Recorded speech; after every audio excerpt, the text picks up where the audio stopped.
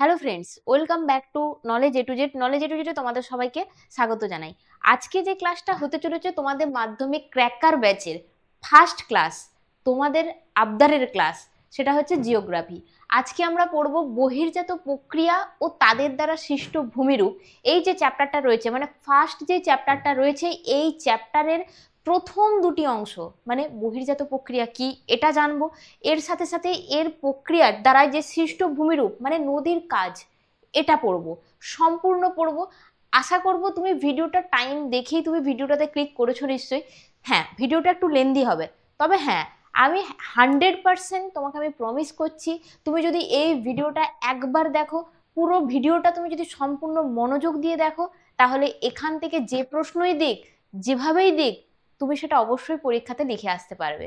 তো চলো, আর বেশি কথা বাড়াবো না, পরীক্ষা কাছেই, তো চলো শুরু করে দিই। আমাদের প্রথম যে চ্যাপ্টারটা রয়েছে বহির্জাত প্রক্রিয়া ও তাদের দ্বারা সৃষ্ট ভূমিরূপ। এখানে একটু আমি ভূমিরূপ সম্পর্কে, পুরো চ্যাপ্টারটাই রয়েছে কি ভূমিরূপের উপর দাঁড়িয়ে। তাহলে ভূমিরূপ জিনিসটা কি, ভূমিরূপ জিনিসটা কি এটা আমাকে আগে সবার আগে জানতে হবে।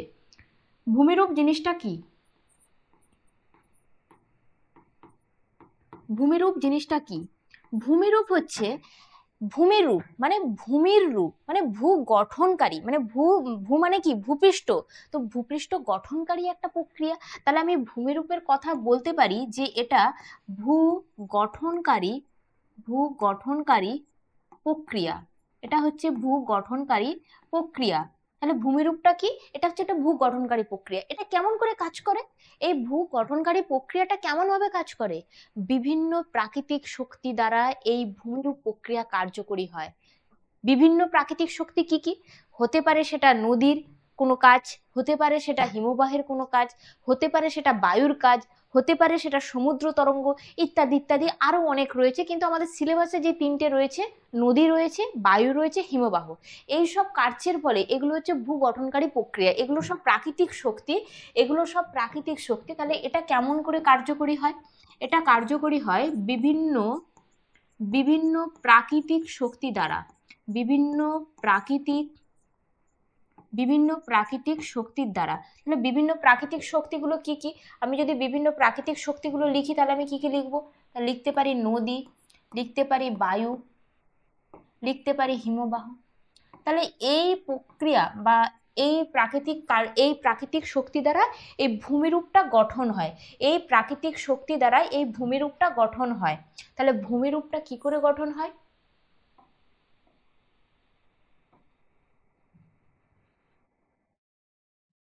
এই ভূমিরূপ তৈরি হয় কি দ্বারা?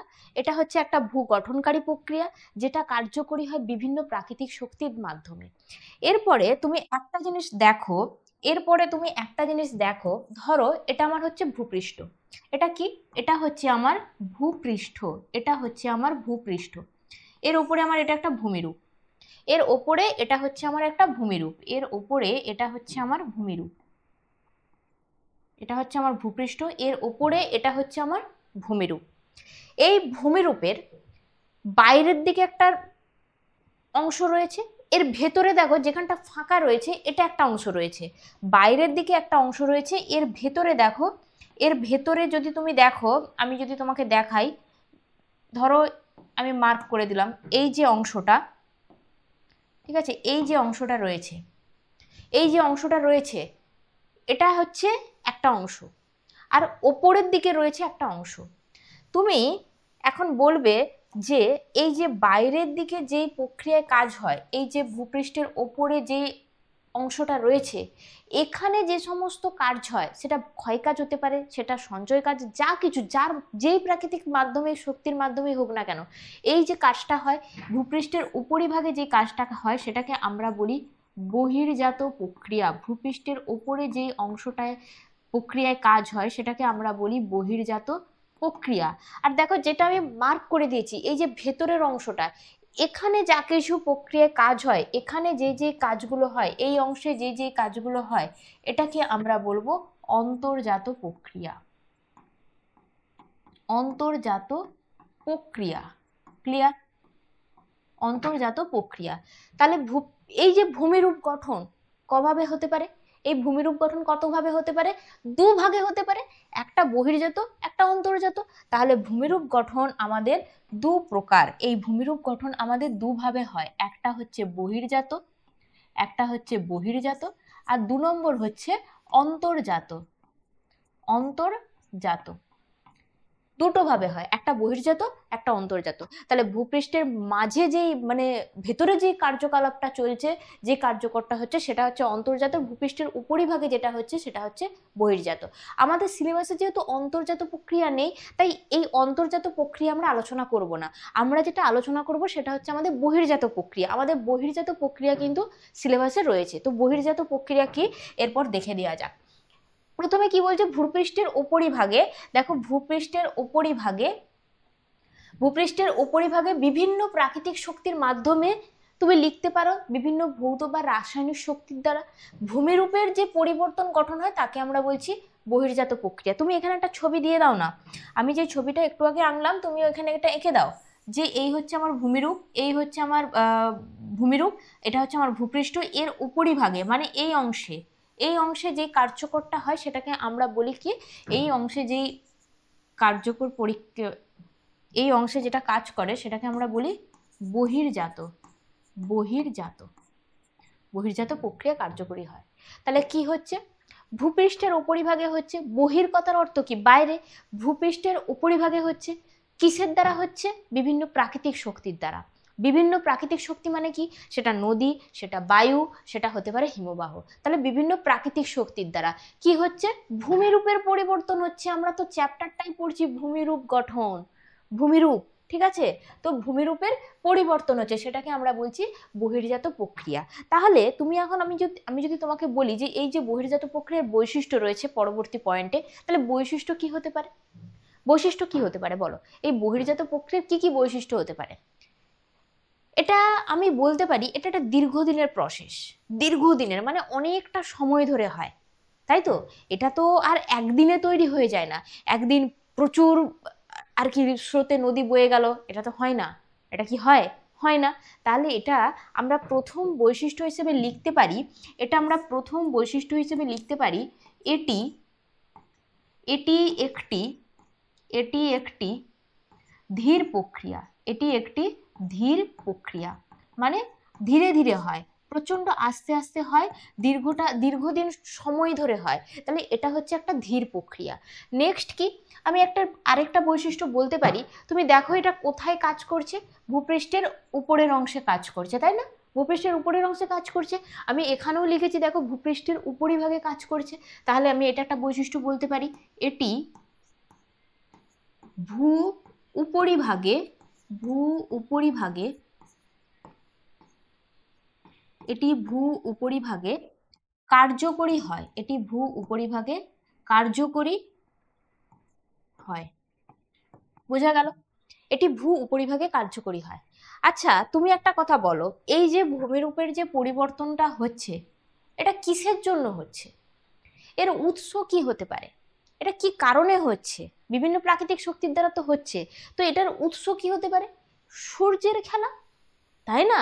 আমাদের এই বিশ্বের বেশিরভাগ পরিবর্তনের উপর ডিপেন্ড করছে কে, সূর্য।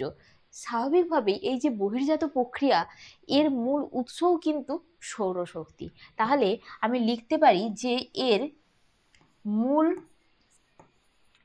উৎস মূল উৎস কি, সৌরশক্তি। মূল উৎস হচ্ছে সৌর শক্তি। ক্লিয়ার, মূল শক্তির উৎস হচ্ছে সৌরশক্তি। আচ্ছা তুমি আমাকে বলো, এই যে ভূমিরূপের পরিবর্তন হচ্ছে এখানে কি কি হচ্ছে, ক্ষয় হচ্ছে, হ্যাঁ ক্ষয় হচ্ছে, ক্ষয়ে যেতেই পারে। আচ্ছা এখানে বহন হচ্ছে, ক্ষয় হলে তো সেটা স্বাভাবিকভাবেই বহন হবে, বহন হচ্ছে, সঞ্চয় হচ্ছে। এখানে এই বহির্জাত প্রক্রিয়ায় কি কি হয়, ক্ষয়, বহন, সঞ্চয় দ্বারা কার্যকরী হয়। ঠিক আছে, এই বহির্জাত প্রক্রিয়া ক্ষয়, বহন, ক্ষয়, বহন ও সঞ্চয় কাজ দ্বারা সঞ্চয় কাজ যারা ভূমিরূপের ভূমিরূপের সঞ্চয় কাজ দ্বারা ভূমিরূপের পরিবর্তন ঘটায়, পরিবর্তন ঘটায়। বোঝা গেল? তাহলে ক্ষয়, বহন ও সঞ্চয় কাজ দ্বারা ভূমিরূপের পরিবর্তন ঘটায়। তাহলে বহির্জাত প্রক্রিয়ার বৈশিষ্ট্য কি? এটা অত্যন্ত ধীর প্রক্রিয়া, কারণ এটা দীর্ঘদিন হচ্ছে। একটা সময় এসে ঝট করে কাজটা হয়ে যায় না, অনেক দিন ধরে কাজটা হতে থাকে। তো এটা একটা ধীর প্রক্রিয়া। 2 নম্বর কি? এটা ভূপৃষ্ঠের উপরিভাগে কার্যকরী হয়। বহির্জাত প্রক্রিয়া মানে বহি কথার অর্থ কি? বাইরে। তাহলে ভূপৃষ্ঠের উপরিভাগে বা বাইরের অংশে এটা কার্যকরী হয়। 3 নম্বর পয়েন্ট কি? 3 নম্বর হচ্ছে এটার মূল শক্তির, এই বহির্জাত প্রক্রিয়ার মূল শক্তির উৎসই হচ্ছে সৌরশক্তি। ঠিক আছে? আর 4 নম্বর পয়েন্ট কি? ক্ষয়, বহন এবং সঞ্চয় কাজ দ্বারা ভূমিরূপের পরিবর্তন ঘটায় এই বহির্জাত প্রক্রিয়া। তাহলে এটুকু ক্লিয়ার? বহির্জাত প্রক্রিয়া কি, এর কি বৃত্তান্ত রয়েছে, কি বৈশিষ্ট্য, কোথায় হয়, কেন হয়, আমরা অল ডিটেলস জেনে নিলাম।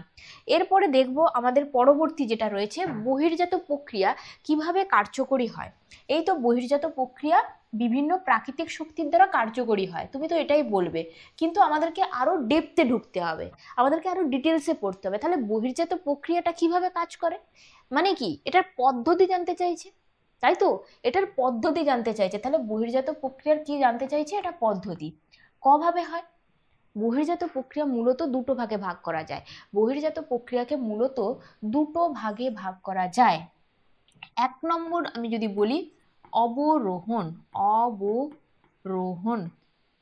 আরেকটা পদ্ধতি হচ্ছে আরোহণ, আরেকটা পদ্ধতি হচ্ছে আরোহণ।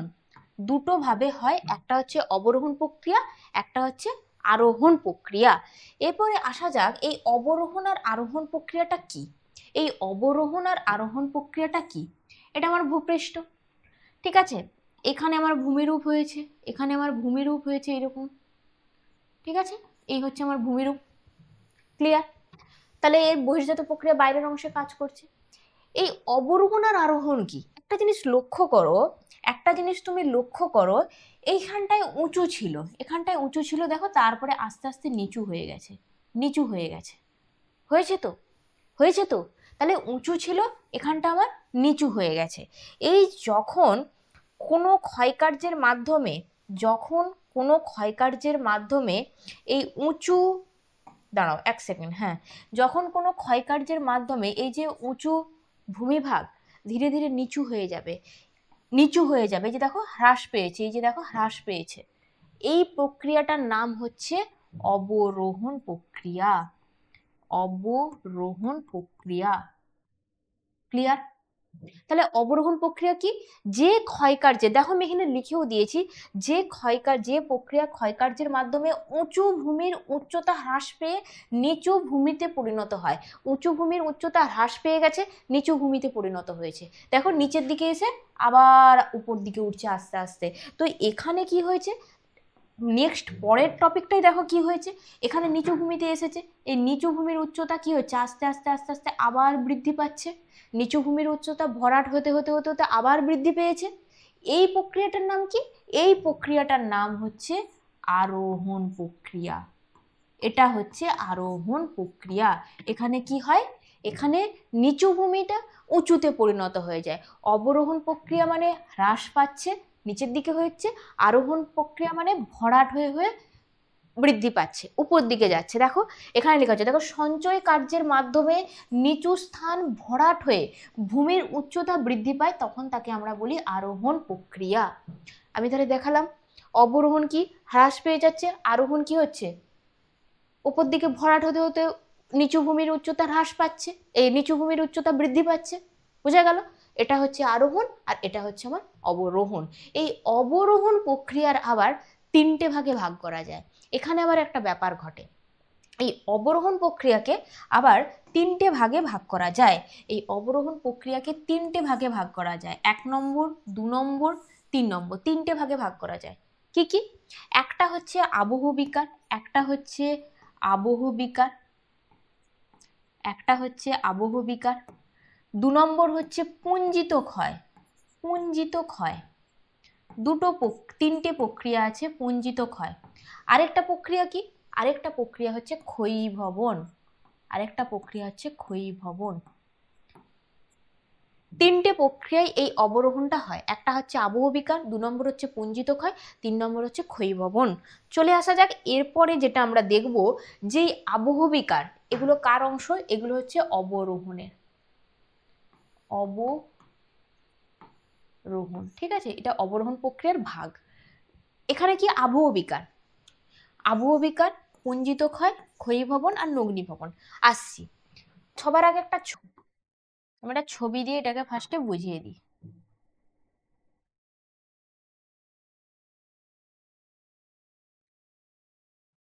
প্রথমে কি হয়েছিল? অবরোহণ প্রক্রিয়া কি হয়? উঁচু ভূমির উচ্চতার হ্রাস পায়। এক্ষেত্রেও কি ঘটেছে? একই জিনিস ঘটেছে, উঁচু ভূমির উচ্চতার হ্রাস পেয়ে গেছে। ক্লিয়ার? এটুকু নিশ্চয় বুঝতে পেরেছো। দেখো, উঁচু ভূমির উচ্চতা কিন্তু হ্রাস পেয়ে গেছে।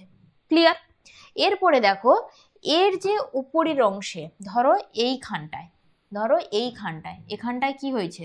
ধরো আবহ বিকার ঘটেছে, মানে এখানটাতে সাপোজ ধরো এখানে মেঘ আছে, ঠিক আছে, এটা মেঘ আছে, মেঘ দিকে বৃষ্টি হয়েছে, বৃষ্টি হয়েছে। এগুলো কি? এগুলো কি? এগুলো হচ্ছে অধঃক্ষেপণ। অধঃক্ষেপণ। মেঘ দিকে বৃষ্টি হয়েছে, অধঃক্ষেপণ ঘটেছে। ফলে কি হয়েছে? এই অংশটা কি হয়েছে? চূর্ণ বিচূর্ণ হয়ে গেছে। এই অংশে যা কিছু ছিল, শিলা বলো যা কিছু ছিল, এই অংশটা চূর্ণ বিচূর্ণ হয়ে গেছে, ভেঙে গেছে। এই ভাঙাগুলো কি এখানেই থাকবে? হায়, ভাঙা কি ওখানে থাকবে? ভাঙা তো সব সময় অভিকর্ষজ টানে ভূমির দিকে আসবে। ভাঙা তো সব সময় অভিকর্ষজ টানে ভূমির দিকে আসবে, তাই তো? ভাঙাগুলো কি হবে? এখানে আবহবিকার হয়ে গেছে, এই অংশটাতে আমার আবহবিকার হয়ে গেছে, এই অংশটাতে আমার বৃষ্টি হয়েছে, এই অংশটা আমার চূর্ণ বিচূর্ণ হয়ে গেছে। ফলে এই অংশটা কি হয়েছে? এই অংশটা হচ্ছে আমার আবহবিকার। আবহবিকার, এই অংশটা হচ্ছে আমার আবহবিকার। এই যে ঢাল বেয়ে গেছে, এই যে ঢাল বেয়ে গেছে, এটা কার টানে গেছে? এটা অভিকর্ষজ টানে গেছে। তাহলে এখানে এটাকে আমি কি বলবো? অভিকর্ষজ টানে গেলে সেটাকে কি বলবো? এটাকে বলবো আমি পুঞ্জিত ক্ষয়। এটা অভিকর্ষজ টানে নিচের দিকে গেছে, এটাকে আমি বলবো পুঞ্জিত ক্ষয়। পুঞ্জিত, পুঞ্জিত ক্ষয়। এখানে বাবা কি গেছে? এখানে কি গেছে পুঞ্জিত ক্ষয়ে? এখানে যে সমস্ত ধরনা মানে শিলাগুলো ভেঙে গেছে, তার ফলে কি হয়েছে? ছোট ছোট ছোট ছোট ছোট বোল্ডারগুলো, নুড়ি পাথর যা কিছু রয়েছে, পাথর টাথর, এগুলো সব অভিকর্ষজ টানে নিচের দিকে আসছে। বোঝা গেল? নিচের দিকে এসে কি করবে? জমা করবে। নিচের দিকে এসে আমার এই অংশে কি করবে? জমা করবে, তাই তো? এইটাকে কি হচ্ছে? এখানে আমার সঞ্চয় করছে। কে করছে? কোন প্রক্রিয়ায় করছে? ক্ষয়ীভবন প্রক্রিয়ায় করছে। ক্ষয়ীভবন প্রক্রিয়ায় করছে। বোঝা গেল? তাহলে এরপরে তুমি দেখো যে এখানে কি ঘটনা ঘটেছে। যান্ত্রিক ও রাসায়নিক পদ্ধতিতে ভূপৃষ্ঠের শিলাস্তর চূর্ণ বিচূর্ণ এবং বিয়োজিত হয়ে সেই স্থানেই পড়ে থাকলে তা হচ্ছে আবহবিকার। তাহলে আমি এখানে কি বললাম? এখানে কি হয়েছে? আবহবিকার ঘটেছে, এই স্থানেই পড়ে রয়েছে, এই স্থানেই শিলাগুলো চূর্ণ বিচূর্ণ হয়ে পড়ে রয়েছে। এটা হচ্ছে আমার আবহবিকার, এটা হচ্ছে আমার আবহবিকার। তারপরে কি বলছে? পুঞ্জিত ক্ষয়ে অভিকর্ষজ টানে উচ্চভূমির ঢাল বরাবর মাটি ও শিলাস্তরের নেমে আসার প্রক্রিয়াকে আমরা বলছি পুঞ্জিত ক্ষয়। তাহলে আমি কি বললাম? অভিকর্ষজ টানে মাটির দিকে বা এই যে নেমে আসছে নুড়ি বোল্ডার যা কিছু ছিল নেমে আসছে, এটাকে আমি কি বলছি? পুঞ্জিত ক্ষয়। নেমে আসার পরে কি করবে? প্রাকৃতিক শক্তির মাধ্যমে ভূপৃষ্ঠে পদার্থের স্থান পরিবর্তন হলে সেটাকে আমরা বলবো ক্ষয়ীভবন। তাহলে এখানে আমার পদার্থ ছিল, এখানে আমার আবহবিকার ঘটেছিল, সেটা কি হয়েছে? অভিকর্ষজ টানে নিচের দিকে এসে এখানে সঞ্চয় হয়েছে। তাহলে এক স্থানে ছিল আরেক স্থানে এসে হয়েছে, এই প্রক্রিয়াটাকে আমি কি বলবো? ক্ষয়ীভবন। বোঝা গেল? এটুকু নিশ্চয়ই ক্লিয়ার। এরপরে আছে নগ্নিভবন। এই যে গোটা প্রসেসটা, এই যে গোটা প্রসেসটা আবহবিকার ঘটছে, তোমার পুঞ্জিত ক্ষয় হচ্ছে এবং ক্ষয়ীভবন হচ্ছে, এই গোটা প্রসেসটাকে মিলিত করলে বলা হয় সেই প্রক্রিয়ার নাম নগ্নিভবন। এই প্রক্রিয়ার নাম হচ্ছে নগ্নিভবন। তাহলে এখানে কি ঘটবে? নগ্নিভবনে আবহবিকার ঘটবে, আবহবিকার ঘটবে। তার সাথে সাথে কি ঘটবে?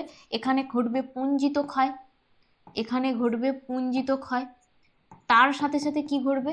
এখানে ঘটবে ক্ষয়ীভবন, এখানে ঘটবে ক্ষয়ীভবন। ঠিক আছে? মিলিত হলে কি হচ্ছে? সেটা নগ্নিভবন। ক্লিয়ার? সেটা মিলিত হয়ে হচ্ছে নগ্নিভবন। বোঝা গেল? পুরো কনসেপ্ট ক্লিয়ার হলো। আবহবিকার কি, পুঞ্জিত ক্ষয় কি, ক্ষয়ীভবন কি, নগ্নীভবন কি, আমরা পুরোটা ছবির মাধ্যমে কিন্তু বুঝিয়ে দিলাম। এটুকু নিশ্চয়ই তোমার বোঝা গেছে। ক্লিয়ার হয়ে থাকলে সবাই কিন্তু আমাকে কমেন্ট করে জানিয়ে দিও। তো চলো, এটা আমরা পরিষ্কার বুঝে নিয়েছি। নেক্সট যেটা আমরা পড়বো, নেক্সট আমাদের কি রয়েছে, নেক্সট রয়েছে আমাদের নদীর কাজ। আচ্ছা তুমি আমাকে বলো, নদী কি কি কাজ করে? নদী কি কি কাজ করে? বিভিন্ন প্রাকৃতিক শক্তির মাধ্যমে নদী কাজ করে। কোথা থেকে কোথা পর্যন্ত কাজ করে? আরে ম্যাডাম, উৎস থেকে মোহনা পর্যন্ত নদীর তো একটা রয়েছে। উৎস থেকে মোহনা পর্যন্ত এটুকু অংশই নদী কাজ করবে, নিশ্চয়ই আপনার বাড়ির ছাদে গিয়ে নদী কাজ করবে না। হ্যাঁ রে বাবা, আমি জানি। তাহলে নদীর কাজ কি হচ্ছে? নদী কে কোথা থেকে কাজ করছে? নদী কাজ করছে আমার উৎস থেকে। নদী কাজ করছে আমার উৎস থেকে কোথা পর্যন্ত? নদী কাজ করছে আমার উৎস থেকে মোহনা পর্যন্ত। উৎস থেকে মোহনা পর্যন্ত কি কাজ করছে? কি কাজ করছে? একই কাজ, সেই ক্ষয় করছে, বহন করছে আর সঞ্চয় করছে। কিসের মাধ্যমে করছে? বিভিন্ন প্রাকৃতিক শক্তির দ্বারা। বিভিন্ন বিভিন্ন প্রাকৃতিক শক্তির মাধ্যমে। বিভিন্ন প্রাকৃতিক শক্তির মাধ্যমে উৎস থেকে মোহনা পর্যন্ত নদী কাজ করছে তিনভাবে। এক হচ্ছে ক্ষয় করছে, তারপরে কি করছে? বহন করে নিয়ে যাচ্ছে, তারপরে কি করছে? তারপরে সঞ্চয় করছে। তাহলে নদীর তিনটে প্রসেসে কাজ করলো, ক্ষয় করছে, বহন করছে, সঞ্চয় করছে। এরপরে আমাদের একটা অংশ রয়েছে এখানে, যে জলচক্রের অংশ হিসেবে নদী, মানে হাইড্রোলজিক্যাল সাইকেল, যেটাকে আমরা বলি জলচক্র। এটা আমাদেরকে একটু বুঝতে হবে যে জলচক্র জিনিসটা কি। এটা কিন্তু মোস্ট ইম্পর্টেন্ট একটা প্রশ্ন, জলচক্র কিন্তু তোমাদের পরীক্ষায় আসে। ঠিক আছে, তো চলো জিনিসটা আমি কি একটু ছোট্ট করে বুঝিয়ে দিই, খুব সুন্দর লাগবে তুমি যদি এটা বুঝে নাও। জলচক্রটা কি? আচ্ছা তুমি আমাকে বলো, পৃথিবীতে, আমাদের এই পৃথিবীতে তিনটে মণ্ডল রয়েছে। মণ্ডল পাড়ার মণ্ডল নয়, ঠিক আছে, এটা ভৌগোলিক ভাষায় মণ্ডল। এখানে কি কি মণ্ডল রয়েছে? এখানে রয়েছে আমাদের বাড়িমণ্ডল রয়েছে, মানে যেটা জলমণ্ডল বলি। বাড়িমণ্ডল রয়েছে, হ্যাঁ বাড়িমণ্ডল রয়েছে। চলো, বাড়িমণ্ডল, বাড়িমণ্ডল। আচ্ছা আর কি রয়েছে? আর রয়েছে আমাদের বায়ুমণ্ডল রয়েছে। হ্যাঁ রয়েছে বায়ুমণ্ডল, আমরা নিঃশ্বাস প্রশ্বাস নিচ্ছি, বায়ুমণ্ডল। ঠিক আছে, তাহলে বায়ুমণ্ডল রয়েছে। আর কি রয়েছে? আমরা এই যে দাঁড়িয়ে আছি, আমাদের ভূপৃষ্ঠ রয়েছে, আমাদের একটা স্থল অংশ রয়েছে, স্থলভাগ রয়েছে, সেটাকে কি বলবো? সেটাকে আমি বলবো শিলামণ্ডল। সেটাকে বলবো শিলামণ্ডল। সেটাকে বলবো শিলামণ্ডল। তাহলে আমাদের তিনটে পর্যায় রয়েছে। এক রয়েছে বাড়িমণ্ডল, দুই রয়েছে বায়ুমণ্ডল, তিন নম্বর কি রয়েছে? শিলামণ্ডল। এরপরে একটা জিনিস দেখো, এখানে কি হচ্ছে? এখানে কি হচ্ছে?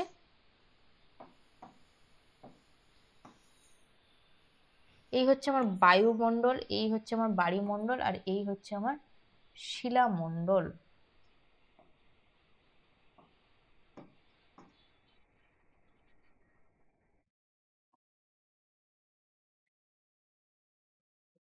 বাড়িমণ্ডল মানে কোন অংশটাকে বোঝায়?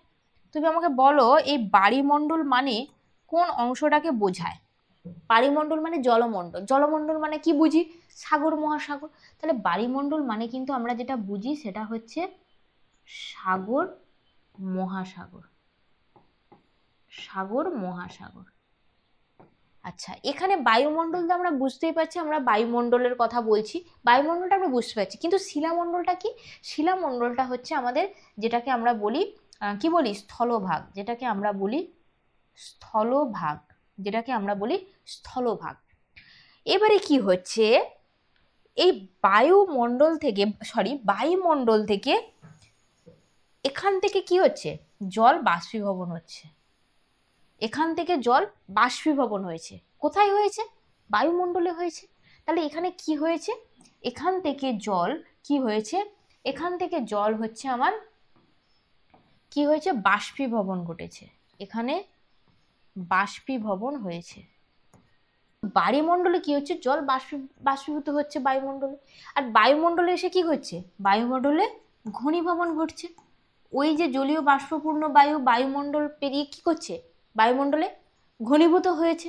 কেন ঘনীভূত হচ্ছে, ধরো তোমার জল, ঠিক আছে, জল বাষ্পীভবন হয়ে বায়ুমণ্ডলে গেল, বায়ুমণ্ডলে কি হলো, ঘনীভূত হলো, তারপরে কি হবে, অধঃক্ষেপণ ঘটবে, বৃষ্টি হবে গো, বৃষ্টি, অধঃক্ষেপণ ঘটবে, আবার কি হবে, অন্তঃস্রোত বা পৃষ্ঠ প্রবাহ দিয়ে আবার সেটা আস্তে আস্তে জলে যাবে, বায়ুমণ্ডলে যাবে, বায়ুমণ্ডল থেকে আবার বায়ুমণ্ডলে আসবে।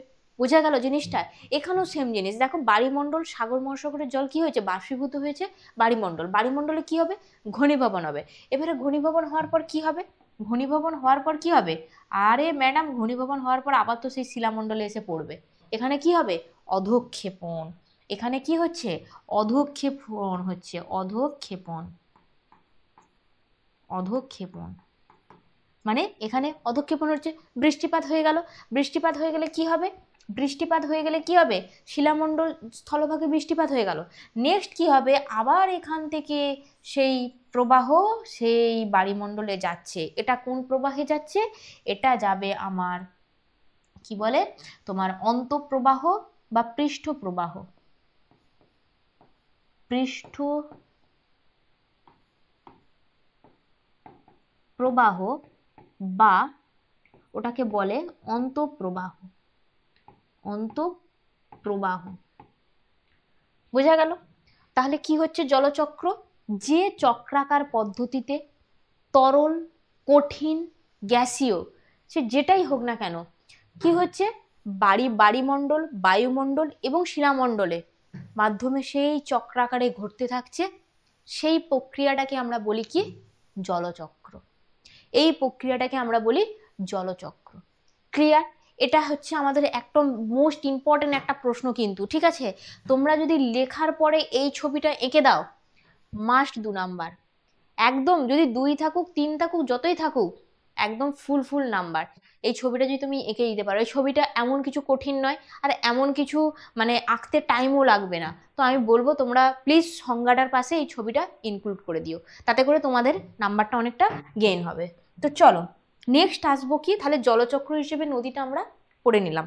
এরপরে কি আসবো, এরপরে নদী পড়তে গেলে, এই নদী পড়তে গেলে আমাদেরকে কিছু পরিভাষা জানতে হবে। কি কি পরিভাষা, যেমন ধরো উৎস, মোহনা, আমরা নদীতে কি জানি, নদী, উপনদী, শাখা নদী, আচ্ছা নদী উপত্যকা রয়েছে, ধারণ অববাহিকা এগুলো রয়েছে, জলবিভাজিকা রয়েছে, আচ্ছা নদী অববাহিকা রয়েছে, এরকম অনেক কিছু, বেশ কিছু পার্ট আমাদের রয়েছে। তো চলো, এখানটা তো আমি বলবোই, তার সাথে সাথে আমি একটা ছবি এঁকে তোমাদেরকে জিনিসটা বোঝাবো, যাতে করে তোমরা একদম সুন্দর করে বুঝতে পারো, ঠিক আছে, সুন্দরভাবে জিনিসটা বুঝতে পারো। তো চলো ছবিটা আগে এঁকে নেওয়া যাক, ছবিটা এঁকে নেওয়া যাক, ছবি দেখে কেউ হাসাহাসি করবে না, ঠিক আছে, আমি প্রথমেই বলে দিচ্ছি আমি অত ভালো করে ছবি আঁকতে পারি না, তো ছবি দেখে তাই কেউ একটু হাসাহাসি করবে না, একটু মানিয়ে গুছিয়ে নিও তাহলেই হবে। এই হচ্ছে আমার পাহাড়, ঠিক আছে, আমার ঘর থেকে দেখা যায় পাহাড়টা, কি পাহাড় বলো তো, এটা হচ্ছে কাঞ্চনজঙ্ঘা, ঠিক আছে, আমার ঘর থেকে দেখা যায় ওই পাহাড়টা। বিশ্বাস হচ্ছে না তো, বিশ্বাস করবে না জানি, কিছু করার নেই, না বিশ্বাস করলে আর কি করব। উম, চলো এই হচ্ছে আমার পাহাড়, এই হচ্ছে আমার পাহাড়, ঠিক আছে, এখানে কি হয়েছে, এখানে একটু কি হয়েছে বলো তো, এখানে একটু তুষার পড়েছে, এই এই অংশগুলোয় আমার সব বরফ হয়ে হয়ে এখানে সব তুষার পড়েছে, এই জায়গাটা আমার তুষার পড়েছে, বুঝা গেল, ঠিক আছে, এটা সব তুষার পড়েছে আমার,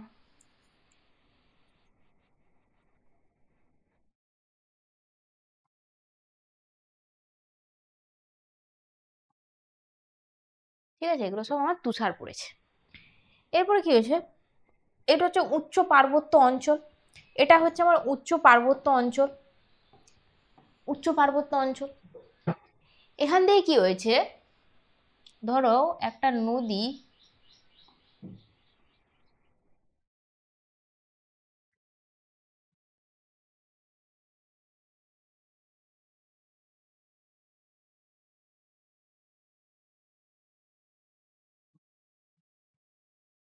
উচ্চ পার্বত্য অঞ্চল, এখান থেকে কি হয়েছে, বিভিন্ন জায়গা থেকে এই ঢাল বরাবর যেখান থেকে, ঠিক আছে, জলধারা এসছে, ঠিক আছে, এই অংশগুলো থেকে সব, এই খাল থেকে ওই খাল থেকে সব জলধারা এসেছে, এসে কি করেছে, এই মূল নদীর সাথে মিশেছে বিভিন্ন জলধারা। এটা হচ্ছে আমার উৎস অঞ্চল, পাহাড়ের গা, ঠিক আছে, এখানে পাহাড়ের গা, এখানে একটু গাছপালা করলে আরো ভালো হতো। ঠিক আছে, চলো, আমার বাড়ি থেকে যে কাঞ্চনজঙ্ঘাটা দেখা যায় সেটাই আমি এঁকেছি, তো ওই জন্য গাছপালা নেই। চলো, এই যে গাছপালা দেখা যাচ্ছে, এই যে পাহাড় দেখা যাচ্ছে, এখান থেকে কি হয়েছে, আমাদের একটা নদী এসেছে, একদম মূল নদী, যেটা মূল নদীটা কিন্তু এসেছে, পুরোটা কিন্তু মূল নদী।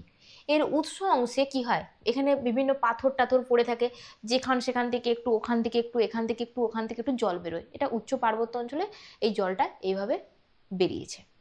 এরপরে কি হয়েছে, এখান থেকে এই মূল নদীটা আমার গেছে, মূল নদী কোথায় গেছে, এই অঞ্চলটা হচ্ছে আমার মোহনা উৎস অঞ্চল, আমি দেখে নিলাম। তাহলে উৎস হয়েছে কোথায়, ধরো এটা আমার গঙ্গা নদী, এই গোমুখ গুহা, এগুলো সব গোমুখ গুহা থেকে এই নদীটা উৎপন্ন হয়েছে, ওটা হচ্ছে আমার মোহনা, এটা হচ্ছে আমার একটা মোহনা, ঠিক আছে, এটা হচ্ছে মোহনা, এটা হচ্ছে আমার মোহনা।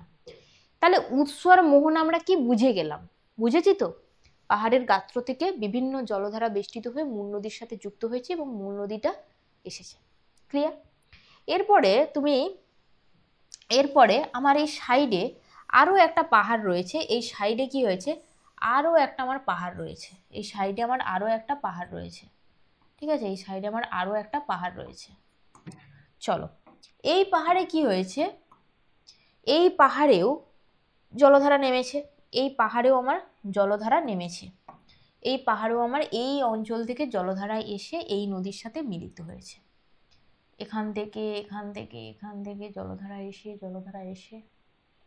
এই নদীর সাথে মিলিত হয়েছে, ঠিক আছে, বিভিন্ন খাঁজ খোঁজ থেকে জলধারা নেমেছে, ঠিক আছে, বিভিন্ন খাঁজ খোঁজ থেকে জলধারা নেমেছে, নেমে কি হয়েছে, এই অঞ্চলটায় হয়েছে,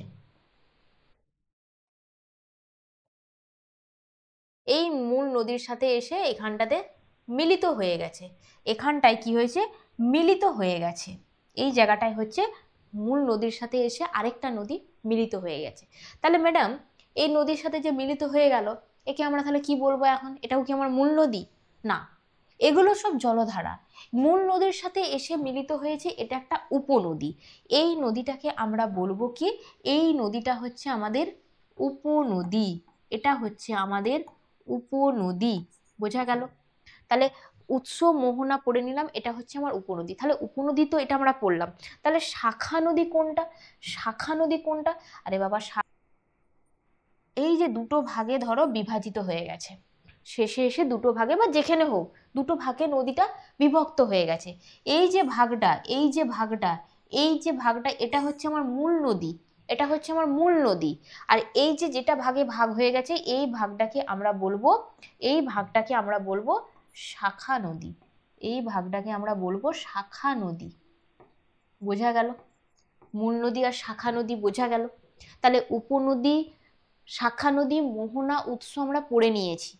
আচ্ছা, এখানে তো আমার সমুদ্রে এসে কি বলে, এটা আমার জল কি হয়েছে, সমুদ্রে এসে মিলিত হয়েছে, এটা হচ্ছে আমার কি সমুদ্র, ধরো না সমুদ্র, ঠিক আছে, এসব সমুদ্র, ঠিক আছে, আর এই অঞ্চলটা হচ্ছে আমার বদ্বীপ, এই অঞ্চলটা হচ্ছে বদ্বীপ, এগুলো সব সমুদ্র, ক্লিয়ার।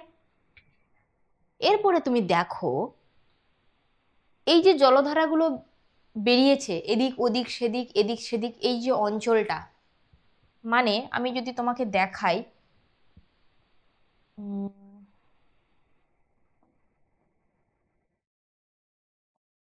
এই যে অঞ্চলটা, যেটুকু অঞ্চলে নদীর উৎসটার সঙ্গে বিভিন্ন জলধারা বেষ্টিত হয়ে আছে, মানে এই যে অঞ্চলটা, ঠিক আছে, এই যে অঞ্চলটা, এই অঞ্চলটাকে আমরা কি বলবো জানো, এই অঞ্চলটাকে আমি বলবো ধারণ অববাহিকা। আমি দেখালাম এই যে পিঙ্ক কালি দিয়ে, যেটা আমি ওখানে মার্ক করেছি, আমি এইভাবে এখানে পয়েন্টিংটা করে দিচ্ছি যাতে করে তোমরা জিনিসটা আর কি বুঝতে পারো। তো এটাকে আমি কি বলবো, এটা হচ্ছে আমার ধারণ অববাহিকা, ধারণ অববাহিকা মানে কি, যেটা কিনা মূল নদীটাকে ধরে আছে, মূল নদীটাকে ধারণ করে আছে। কারা ধারণ করে আছে? এই যে উৎস অঞ্চলে বিভিন্ন জলধারা এসে বেষ্টিত হয়েছে, বেষ্টিত হয়ে একটা মূল নদীতে এসেছে, এই যে এখান থেকে বেরিয়েছে, এই যে ধারণ করে থাকা, সেটাকে আমরা বলবো ধারণ অববাহিকা। ক্লিয়ার? তাহলে ধারণ অববাহিকা তো বুঝলাম, তাহলে নদী অববাহিকাকে কোনটা বলেন? এই যে মূল নদী, ঠিক আছে, এই যে মূল নদীটা, এখানে কি হয়েছে, এই অঞ্চল, এই অঞ্চল, এই যে আশেপাশের যে সমস্ত অঞ্চল, এই যে আশেপাশের যত, আমি একটু হাইলাইট করে দেখিয়ে দিই তাহলে তোমরা বুঝতে পারবে। ঠিক আছে, এই যে এখানে ধরো এই অঞ্চল, এই অঞ্চল, এখানে, এখানে, এই আশেপাশের যে অঞ্চল, আশেপাশের যে অঞ্চল, এই অঞ্চল এখানে, ঠিক আছে, এই অঞ্চল, মানে গোটা নদীর আশেপাশের যে অঞ্চলটা, সেটাকে বলবো আমি নদী অববাহিকা। ক্লিয়ার? ক্লিয়ার? সেটাকে আমি বলবো কি, নদী অববাহিকা। তাহলে আমি একটুখানি তোমাদেরকে বোঝানোর জন্য আমি তোমাদেরকে দেখাচ্ছি। ঠিক আছে, এই ধরো এই অঞ্চল, এই নদী অববাহিকা, এগুলো সব নদী অববাহিকা। এই সাইডে সাইডে সাইডে সাইডে যতগুলো আছে, ঠিক আছে, আমি একটু জাস্ট মার্কিং করার জন্য এটা তোমাদেরকে দেখালাম। ঠিক আছে, এখানে আমি এটা লিখে দিলাম যে এটা হচ্ছে আমার কি, নদী অববাহিকা। অববাহিকা, বোঝা গেল? তাহলে ধারণ অববাহিকা, নদী অববাহিকা বুঝে গেছি। তাহলে এবার নদী উপত্যকাটা কি? নদী উপত্যকাটা বুঝতে গেলে তোমাকে একটা জিনিস করতে হবে। নদী উপত্যকাটা আমি একদম চট করে বুঝিয়ে দেবো সুন্দর করে। এই যে অঞ্চল, ঠিক আছে, ধরো এইখানটায়, এই জায়গাগুলো, ঠিক আছে, এইখানগুলো, আচ্ছা, এই যে যতটুকু অংশ তোমরা নীল দেখতে পাচ্ছ, মানে আমি যদি তোমাকে বোঝাই যে এই যে দুটো নদী পাড়ের এই যে অঞ্চলটা, এই যে অঞ্চলটা, এটা হচ্ছে আমার নদী উপত্যকা। এখানে দেখো যখন নদীটা শুরু হয় তখন খুব ছোট্ট ছিল, খুব ছোট্ট ছিল, তারপর দেখো ধীরে ধীরে ধীরে ধীরে ধীরে ধীরে দুটো পাড়ের মধ্যে তফাৎটা কিন্তু বাড়ছে, দুটো পাড়ের মধ্যে দেখো ডিস্টেন্সটা কিন্তু বাড়ছে। এই নদী যেই অঞ্চলটা দিয়ে বয়ে যাচ্ছে, মানে ধরো এটা আমার নদী, এর ভেতরে মানে যেখানটা আমার জল থাকছে, দুটো পাড়ের যে অঞ্চল, মধ্যবর্তী যে অঞ্চল, সেটাকে আমি বলবো নদী উপত্যকা। এই জিনিসটা খুব গুলিয়ে যায়, নদী উপত্যকা কোনটা আর নদী অববাহিকা কোনটা। অববাহিকা এটাই যেটা মূল নদীটা বিভিন্ন জায়গা থেকে আছে, মূল নদীটার আশেপাশের যে অঞ্চল, সেটাকে আমরা বলবো নদী অববাহিকা। আর যেটা ভেতরের যে অংশটা, মানে এই যে তফাৎটা, দুটো পাড়ের মধ্যে যে ডিস্টেন্সটা, এটাকে আমি কি বলবো, এটাকে আমি বলবো কি, নদী উপত্যকা। আর কি ভুলবে, আর কি ভুলবে? আশা করছি আর তুমি কিন্তু ভুললেও ভুলতে পারবে না, তুমি নিজের চেষ্টা করলেও ভুলতে পারবে না। ঠিক আছে, এটা হচ্ছে আমার নদী উপত্যকা। চলো আমি একটু লাল কালি দিয়ে এখানে দেখিয়ে দিলাম, এখানে লিখে দিলাম, এটা হচ্ছে আমার নদী উপত্যকা। নদী উপত্যকা। ক্লিয়ার? এটা হচ্ছে আমার নদী উপত্যকা।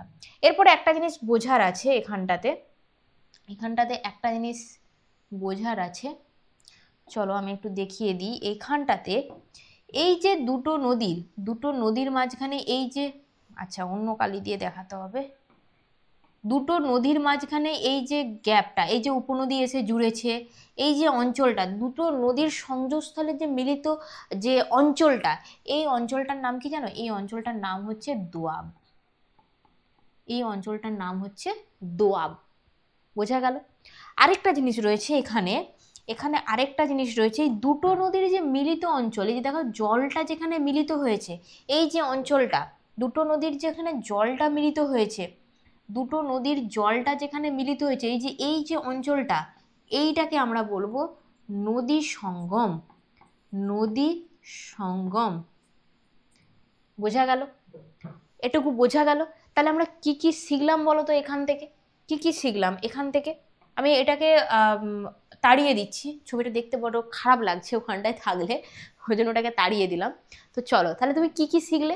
উৎস শিখলে, মোহনা শিখলে, সমুদ্রে এসে জল মিশেছে, উপনদী, শাখা নদী, আচ্ছা এখানে নদী সঙ্গম, দোয়াব, ধারণ অববাহিকা, নদী অববাহিকা এবং নদী উপত্যকা। এটা কিন্তু পুরোটা একটা জায়গাতে আমি কিন্তু পুরোটা বুঝিয়ে দিলাম। আশা করছি তুমি এই ছবিটা তুমি যদি ভালো করে কনসেপ্ট বুঝে নাও, এখান থেকে অনেক শর্ট কোশ্চেন আসে, যেমন দোয়াব কি, যেমন তোমাকে বলতে পারে এই যে নদী সঙ্গম কিংবা ধারণ অববাহিকা, নদী অববাহিকা, এগুলো কাকে বলে আসে। এই জায়গাটা মোস্ট ইম্পর্টেন্ট। তুমি যদি এইখানটায় দেখো, এই যে প্রশ্নগুলো লিখেছি আমি এক লাইন করে সমস্ত লিখেছি বোঝার জন্য, এগুলো কিন্তু আমি প্রত্যেকটা কভার করে দিলাম। দেখো উৎস,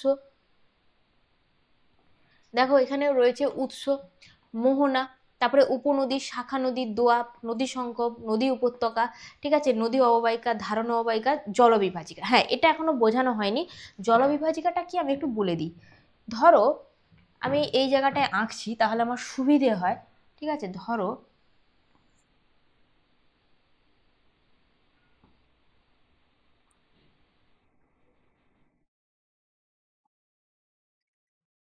এটা একটা ধরে নাও উচ্চ পার্বত্য অঞ্চল। পার্বত্য অঞ্চলে কি হয়, পার্বত্য অঞ্চলে কি হয়, ধরো এই জায়গাতে আমার জল কি হয়েছে, দুটো ভাগে ভাগ হয়ে গেছে, মানে এই দিকের জল এদিকে যাচ্ছে আর এইখানটাতে জল এদিকে যাচ্ছে, ঠিক আছে, এই দিক দিয়ে বাহিত হচ্ছে, এই দিক দিয়ে বাহিত হচ্ছে জল, এদিক দিয়ে জল যাচ্ছে।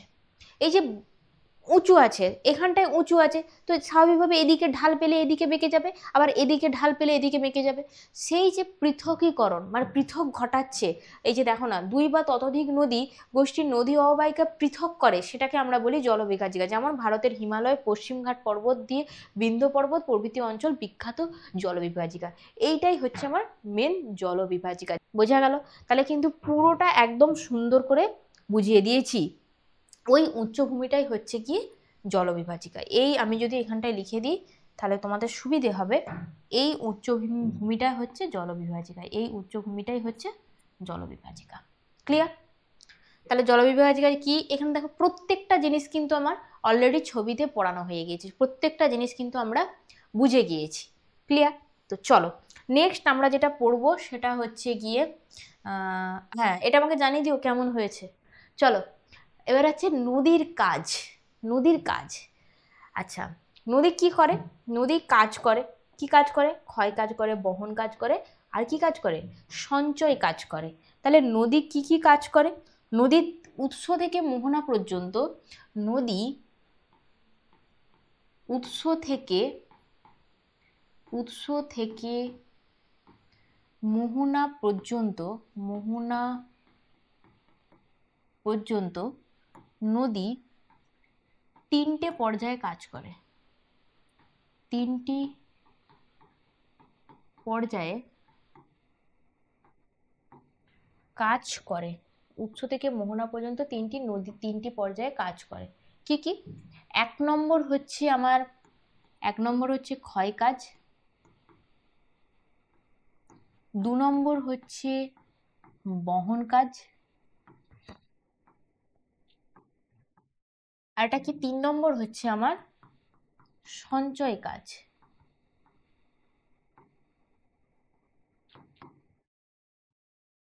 তিনটে প্রক্রিয়ায় নদী কাজ করে। উৎস থেকে মোহনা পর্যন্ত নদী তিনটে প্রক্রিয়ায় কাজ করে, এক হচ্ছে ক্ষয় কাজ, দুই হচ্ছে বহন কাজ, আর তিন হচ্ছে সঞ্চয় কাজ। আমাদের প্রথম টপিকই রয়েছে দেখো নদীর ক্ষয় কাজ।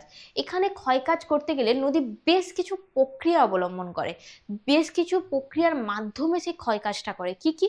যেমন ধরো দ্রবণজনিত ক্ষয়।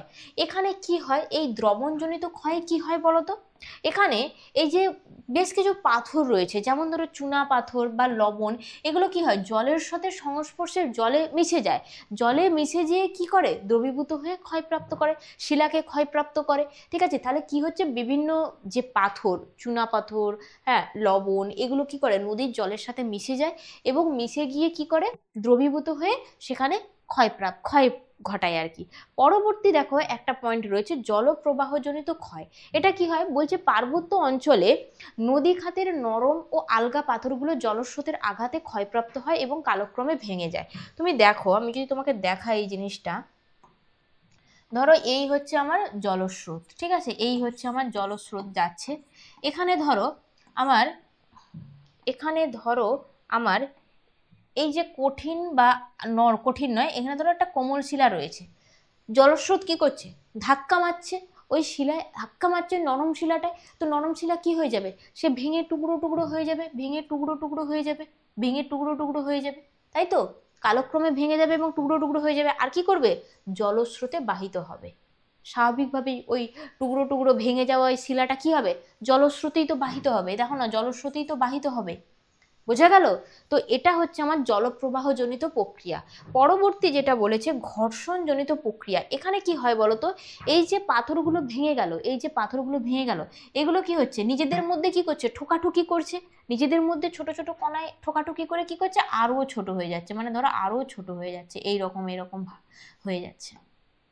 বোঝা গেল? এই বড় বড় ছিল, নিজেদের মধ্যে ঠোকাঠুকি করছে, সেগুলো আরো ভেঙে যাচ্ছে।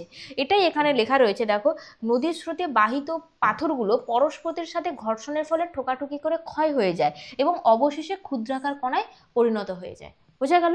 পরবর্তী যেটা রয়েছে অবঘর্ষজনিত ক্ষয়। এটাতে কি হয়, এই অবঘর্ষজনিত ক্ষয়ে কি হয়, এই যে নিচের দিকে ধরো এখানে কি হয়, এই যে ক্ষয়ের ফলে নিচের দিকে একটা কিছু গর্ত তৈরি হয়, ঠিক আছে, পাথরগুলো এসে পড়ে, তো এই দেখো গর্ত তৈরি হচ্ছে, ঠিক আছে, এই যে গর্ত তৈরি হচ্ছে, এগুলো হচ্ছে অবঘর্ষজনিত। এখানে কি বলছে দেখো, পাথরগুলোর সঙ্গে নদীখাতের ঘর্ষণ এবং অবঘর্ষের ফলে নদীখাতের ক্ষয়প্রাপ্ত হয় এবং নদীখাতে ছোট ছোট গর্তের সৃষ্টি হয়। এই গর্তগুলো নদীখাতে আরো দ্রুত হয়ে যায়। বুঝে গেল? এই নদী খাতে কি হয়, নদীর স্রোত তো এখানে তীব্র যাচ্ছে।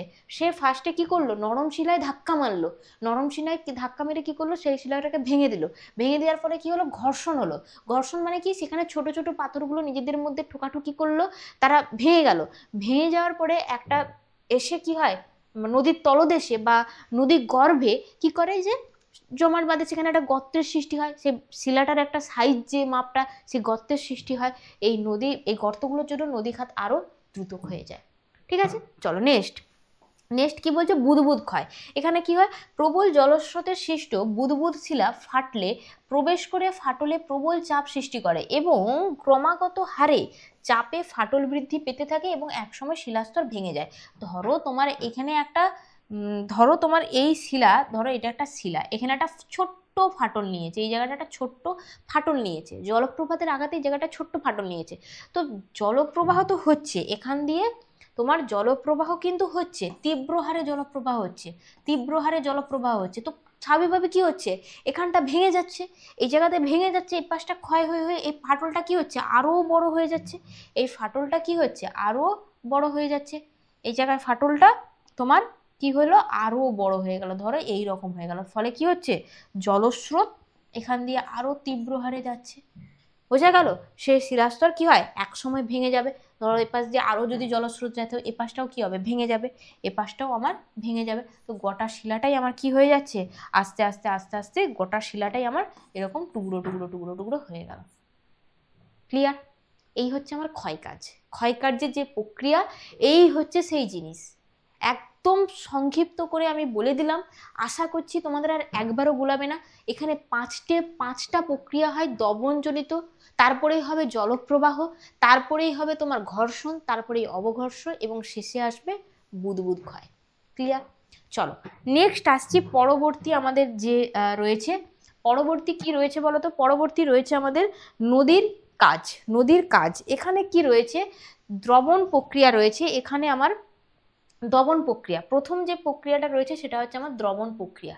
এখানে কি হয়, চুনাপাথর লবণ এবং নদীর জলে দ্রবীভূত হয়ে জলস্রোতে বাহিত হয়। হ্যাঁ, স্বাভাবিকভাবেই দ্রবণ প্রক্রিয়া তো সেটাই, যেখানে কি হয়, যদি ধরো CaCO3 রয়েছে যেমন এখানে, তো সে কি হচ্ছে, জলে ঘরলো, শিলার সাথে বিয়োজিত হলো, বিক্রিয়া করলো এবং স্বাভাবিকভাবে সেটা জলে দ্রবীভূত হয়ে যাবে। ঠিক আছে, জলে দ্রবীভূত হয়ে যাওয়ার পরে কি করবে, জলস্রোতেই বাহিত হবে। ক্লিয়ার? নেক্সট রয়েছে ভাসমান প্রক্রিয়া। ভাসমান প্রক্রিয়াটা কি, ভেসে ভেসে যাবে। তো ভেসে ভেসে কি যাবে, কাদা বালি নুড়ি পাথর বোল্ডার এই সমস্ত হালকা পদার্থগুলো নদীর জলে দ্রবীভূত হয়ে জলস্রোতে বাহিত হবে। নেক্সট রয়েছে আমার লম্ফদান প্রক্রিয়া। লম্ফদান প্রক্রিয়াটা কি, অপেক্ষাকৃত বড় খণ্ডগুলো নদীর তলায় ধাক্কা খেয়ে লাফিয়ে লাফিয়ে এগিয়ে চলে। হ্যাঁ, এখানে আমরা তো সবাই এটা করেছি ছোটবেলাও, তুমি আমি সবাই করেছি, হাই জাম্প লং জাম্প, তাই তো, হাই জাম্প আর লং জাম্প করেছি তো। এক্ষেত্রেও এই নদীদের ক্ষেত্রেও কিন্তু সেই লম্ফদান প্রক্রিয়াটা রয়ে গেছে। এরা কি করে, বড় খণ্ডগুলো নদীর তলায় ধাক্কা খেয়ে, ধরো এই একটা বড় খণ্ড, এই হচ্ছে আমার নদী, ঠিক আছে, এই হচ্ছে আমার জলপ্রবাহ, বড় খণ্ডগুলো কি হচ্ছে, নদীর তলায় একটা অপরকে ধাক্কা খেয়ে গেল, দিয়ে এখানে ড্রপ খেয়ে আবার উপরে উঠে গেল। ঠিক আছে, এখানে ড্রপ খেলো দিয়ে আবার উপরে উঠে গেল। তাহলে লম্ফদান প্রক্রিয়া কি করছে, ধাক্কা খেয়ে একে অপরকে লাফিয়ে লাফিয়ে এগিয়ে চলে। নেক্সট যেটা রয়েছে আকর্ষণ প্রক্রিয়া। এখানে কি বলতো, খুব বড় বড় পাথরগুলো নদীর স্রোতের টানে বা আকর্ষণে বাহিত হয়। স্রোত তো প্রচুর থাকে, প্রচুর বেগ, তার স্রোতের তো প্রচুর বেগ, তো স্বাভাবিকভাবে সে কিন্তু এই স্রোতের টানেই যাবে। এখানে একটা জিনিস, এই খুব বড় পাথরও হতে পারে, আবার কিন্তু খুব ছোট পাথরও হতে পারে। এটা যে কোনো মানে পাথর, সেটা বড় হোক বা নুড়ি বালিও তো হতে পারে, তাই না? স্রোতে সমস্ত কিছুই সেটা যায়, আকর্ষণে বাহিত হয়। বোঝা গেল? চলো, এরপরে আমাদের আসছে নদী প্রক্রিয়ার 3 নম্বর যেটা কাজ, সেটা হচ্ছে সঞ্চয় কাজ। সঞ্চয় কাজটা কি? নদীর বহন ক্ষমতা হ্রাস পেয়ে যায়। এই হচ্ছে আমার নদী, ধরো এই নদী আমার পার্বত্য অঞ্চল থেকে, এই নদী এই নদী আমার পার্বত্য অঞ্চল থেকে বয়ে বয়ে বয়ে বয়ে এসছে। ঠিক আছে, এই অঞ্চল থেকে নদীটা প্রবাহিত হয়ে হয়ে এখানে এসেছে। তো এখানে কি হচ্ছে, বহন ক্ষমতা হ্রাস পেলে নদী তার দুই পাশে সঞ্চয় করে। সে বয়ে নিয়ে এসছে, ক্লান্ত হয়ে গেছে, ক্লান্ত হয়ে যাওয়ার পরে তো সে তো এবার সঞ্চয় করবেই, তাই না? সে যত ওপরে যত তার নুড়ি পলি বালি যা কিছু ছিল, সে কিন্তু ওইখান থেকে বয়ে বয়ে নিয়ে এসেছে। সেগুলো এনে কোথায় রাখবে? সঞ্চয় করবে। একটা টাইম পরে সঞ্চয় করবে নদীর দুপাশে। স্বাভাবিক সাধারণভাবে নদীর মধ্য ও নিম্ন গতিতে সঞ্চয় কাজ করে থাকে। হ্যাঁ, উৎস থেকে মোহনার দিকে নদীর গতিবেগ কমতে থাকে বলে সঞ্চয়জাত পদার্থ সূক্ষ্ম থেকে সূক্ষ্মতর হয়। তাই পর্বতের পাদদেশে নদীর বোল্ডার নুড়ি সঞ্চয় করে এবং বদ্বীপের সূক্ষ্ম পলি সঞ্চয় করে। নদী যখন উৎস অঞ্চলে, মানে পার্বত্য অঞ্চলে যেখানে তার উৎস হয়, সেখানে যে গতিটা থাকে সেটা হচ্ছে, আমরা গতি সম্পর্কে পরেই পড়বো, তো সেটা হচ্ছে আমাদের যে গতি, সেটা হচ্ছে উচ্চ গতি। এরপরে নদী যেখানটায় বয়ে নিয়ে আসে, মানে যেখানটায় বয়ে বয়ে বহন করে নিয়ে যায় সমস্ত কিছু, সেটাকে আমরা বলি মধ্য বা নিম্ন গতি। এবং শেষে আসে এই যে প্রক্রিয়াটা, সেটা হচ্ছে সঞ্চয় প্রক্রিয়া। ঠিক আছে, তাহলে এই হচ্ছে আমার পুরো পুরো জিনিস, যেখানে নদীর ক্ষয় কাজ, বহন কাজ এবং সঞ্চয় কাজ পুরোটা কিন্তু আমি আলোচনা করে দিলাম। নেক্সট যাব, পরবর্তী যেটা রয়েছে সেটা হচ্ছে নদীর, কি বলতো, নদীর হচ্ছে আমাদের রয়েছে নদীর বিভিন্ন গতি। এখানে একটু তোমাদেরকে একটু বুঝতে হবে। ধরো আমি যে ছবিটাই সেখানে আঁকলাম, ধরো আমার এই নদী এখান দিয়ে বয়ে গিয়ে বয়ে গিয়ে আস্তে আস্তে এখানে এসে মিশেছে। ক্লিয়ার? এবারে তুমি দেখো,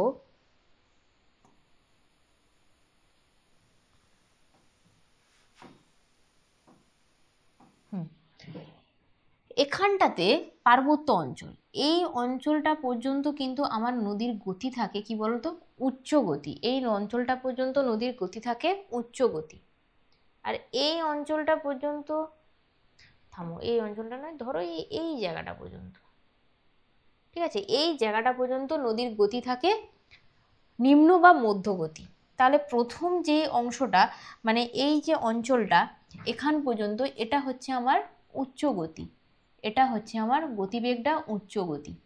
আর এই অঞ্চলে নদী বহন করে, বয়ে নিয়ে আসে, এটা হচ্ছে আমার মধ্যগতি, এটা হচ্ছে আমার মধ্যগতি।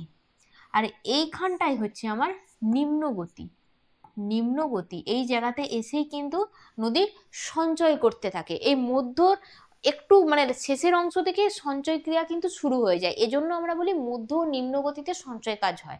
ঠিক আছে, তো উচ্চ গতিতে কোনোভাবেই সঞ্চয় সম্ভব নয়, কারণ ওখানে তো ক্ষয় হবে, ক্ষয় হয়ে হয়ে এই রাস্তা দিয়ে সেটা বয়ে বয়ে আসবে এখান দিয়ে।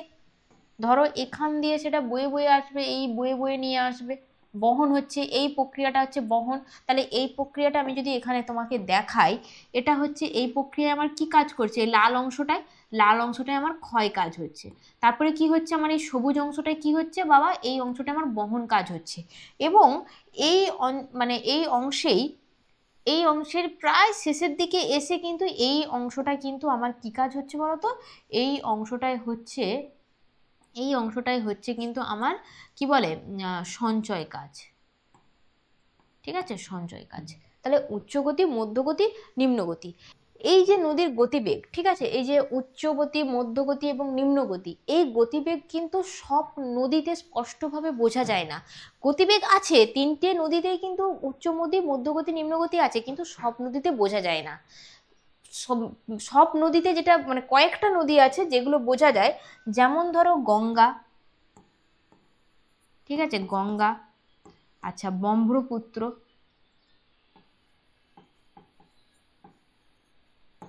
আচ্ছা সিন্ধু, আচ্ছা নীল, সিন্ধু, নীল ইত্যাদি ইত্যাদি। এইসব নদীতে কিন্তু স্পষ্টভাবে বোঝা যায়, স্পষ্টভাবে গতিবেগ বোঝা যায়। এজন্য এই নদীগুলোকে আমরা কিন্তু কি বলে থাকি জানো তো? আদর্শ নদী। এই নদীগুলোকে আমরা বলে থাকি আদর্শ নদী। এই নদীগুলোকে আমরা এজন্য বলে থাকি আদর্শ নদী, যে নদীতে গতিবেগ স্পষ্ট করে বোঝা যায়। ঠিক আছে, সমস্ত গতি, উচ্চ গতি, মধ্যগতি, নিম্নগতি স্পষ্ট করে বোঝা যায়, সেটাকে আমরা বলি আদর্শ নদী। আচ্ছা, যদি আমরা গঙ্গার একটুখানি ডেফিনেশনটা একটু দেখে নিই, যে গঙ্গা কি হয়, গোমুখ থেকে, গোমুখ থেকে হরিদ্বার পর্যন্ত, গোমুখ থেকে হরিদ্বার পর্যন্ত গঙ্গা যেটা থাকে সেটা হচ্ছে কি বলতো? সেটা হচ্ছে আমার উচ্চ গতি, সেটা হচ্ছে উচ্চ গতি। ক্লিয়ার? তারপরে এই হরিদ্বার থেকে, হরিদ্বার থেকে, হরিদ্বার থেকে রাজমহল পাহাড়, বিহারের রাজমহল পাহাড়, রাজমহল পাহাড় পর্যন্ত থাকে কি থাকে? মধ্যগতি, মধ্যগতি। ঠিক আছে, নেক্সট আমাদের রয়েছে কি? হরিদ্বার। তারপরে রয়েছে রাজমহল থেকে মোহনা পর্যন্ত, রাজমহল থেকে মোহনা পর্যন্ত যে গতিবেগ সেটা হচ্ছে আমার কি? সেটা হচ্ছে আমার নিম্ন গতি, নিম্ন গতি। বোঝা গেল? এই জিনিসটা একটুখানি দেখে রাখবে, এখান থেকে শর্ট প্রশ্ন দেয়।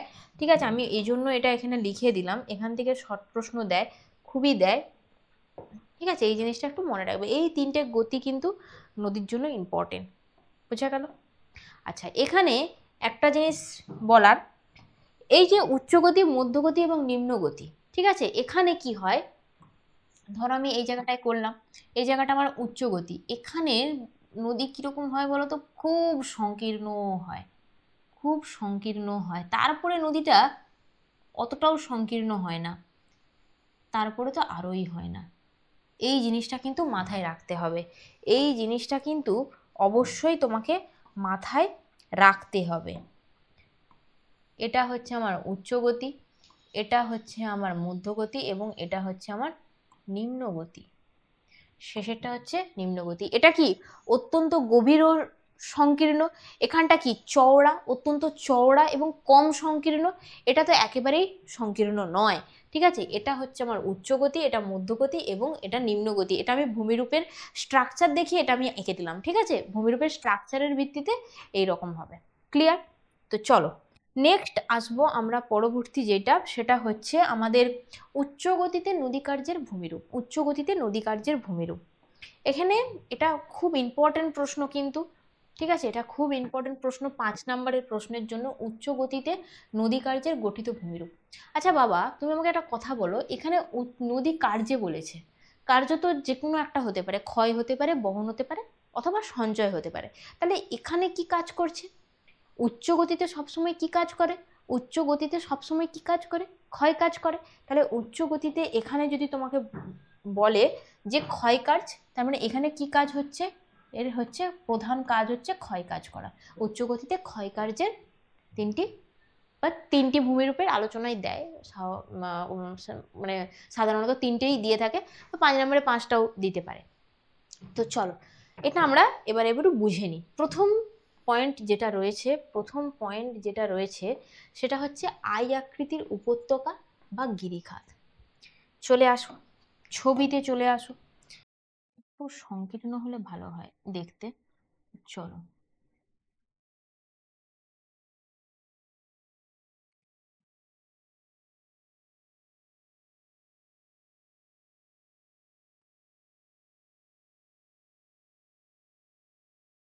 ঠিক আছে, এই হচ্ছে আই আকৃতির নদী, আই আকৃতির উপত্যকা বা গিরিখাত। এখানে কি হয়? এখানে কি হয়? এখানে যেহেতু উচ্চ পার্বত্য অঞ্চল, এখানে কি হয় বলতো, নিম্নক্ষয় হয়। এখানে প্রচুর পরিমাণে নিম্নক্ষয় হয়, পার্শ্বক্ষয় এখানে কিন্তু হয় না।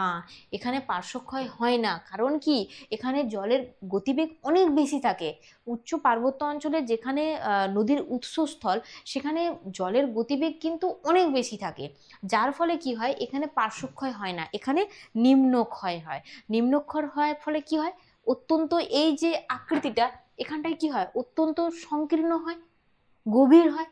সংকীর্ণ মানে সরু এবং গভীর হয়, খাতের মতো, যেটাকে আমরা বলি খাতের মতো, সংকীর্ণ এবং গভীর হয়। কেন হয়, এই যে এখানে বলাই হয়েছে কি, উচ্চ গতিতে ভূমির উচ্চতা ও ঢাল বেশি, এবং নদীর মধ্যে কি হয়, পাথর ও বোল্ডারের পরিমাণও খুব বেশি, ফলে নদী প্রবলভাবে অবঘর্ষ পদ্ধতিতে নিম্নক্ষয় করতে থাকে, এবং এখানে কিন্তু পার্শ্বক্ষয় কম হয়। এটা কিন্তু একটা ভাইটাল পয়েন্ট, ঠিক আছে, মনে রাখার। প্রবল নিম্নক্ষয়ের কারণে নদী উপত্যকা সংকীর্ণ এবং গভীর আয়াকৃতি বিশিষ্ট হয়। এটি হচ্ছে আমাদের গিরিখাত। গিরিখাত নবীন ভঙ্গির পার্বত্য অঞ্চলে বেশি দেখা যায়, যেমন পৃথিবীর গভীরতম গিরিখাত হচ্ছে কালীগণ্ডক গিরিখাত। এটা কি, এটা আমার আই আকৃতির গিরিখাত। এখানে প্রচন্ড জলের গতিবেগ বেশি, যার ফলে কি হয়, এখানে গভীর, অত্যন্ত নিম্নক্ষয় হয়, পার্শ্বক্ষয় হয় না বললেই চলে, প্রচুর পরিমাণে নিম্নক্ষয় হয়, যার জন্য এটা অত্যন্ত গভীর ও সংকীর্ণ হয়ে যায়। এখানে আই আকৃতি উপত্যকা বা গিরিখাত সৃষ্টি হয়। এরপরে আসবো, দেখো 2 নম্বর পয়েন্টে যেটা বলেছে, 2 নম্বর পয়েন্ট কি রয়েছে, বলছে ভি আকৃতির উপত্যকা। এটা কি হয় বলতো, ভি আকৃতির উপত্যকায় এটাই হয় যে, এই আই আকৃতির উপত্যকার দুই পাশের অংশ, মানে এই অংশটা, এই যে দুই পাশের অংশ মানে এই অংশ এবং এই অংশ কি করে বলতো, ওই অংশ এবং ওই অংশ কি করে বলতো,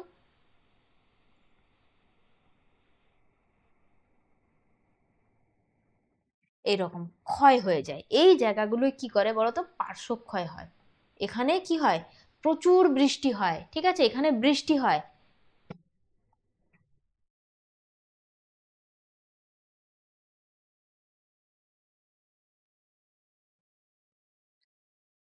এই জায়গাগুলো কি হয় বলতো, এখানে দুই পাশের অংশ কি হয়, আবহবিকার, তোমার হচ্ছে গিয়ে ধস, বিভিন্ন কারণে জলপ্রবাহ, আবহবিকার, ধস, বিভিন্ন কারণে এই পার্শ্বক্ষয় হয়।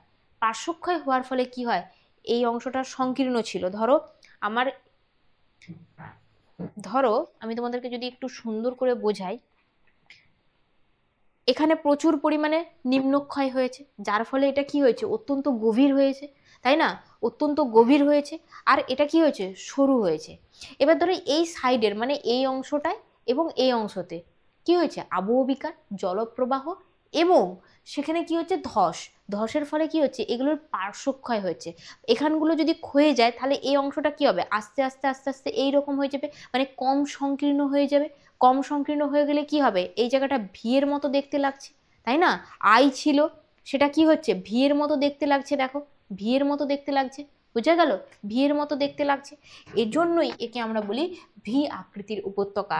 হিমাচল, হিমালয়ের এই ধরনের উপত্যকা দেখা যায়, এটা হচ্ছে আমার ভি আকৃতির উপত্যকা। এখানে পার্শ্বক্ষয় হয় আবহবিকার, তোমার জলপ্রবাহ এবং ক্ষয়ের কারণে, ক্রমশ ক্ষয়ের কারণে ভি আকৃতি বিশিষ্ট হয়।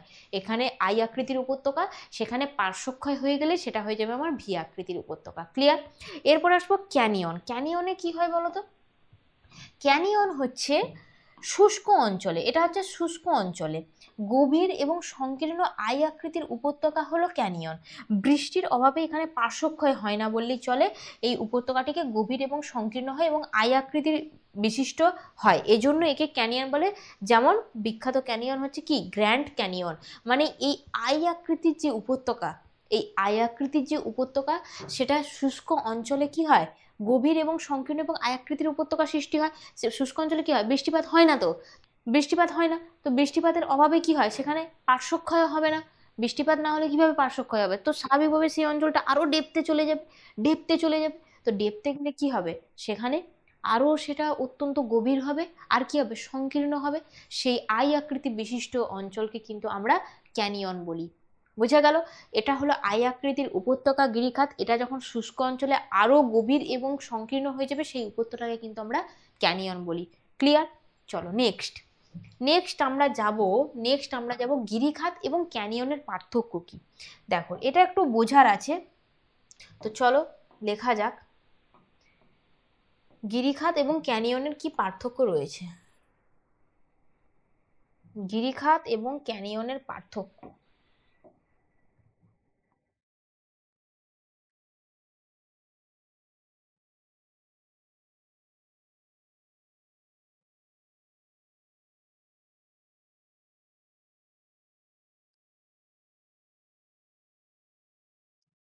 গিরিখাত আর এই হচ্ছে আমার ক্যানিয়ন।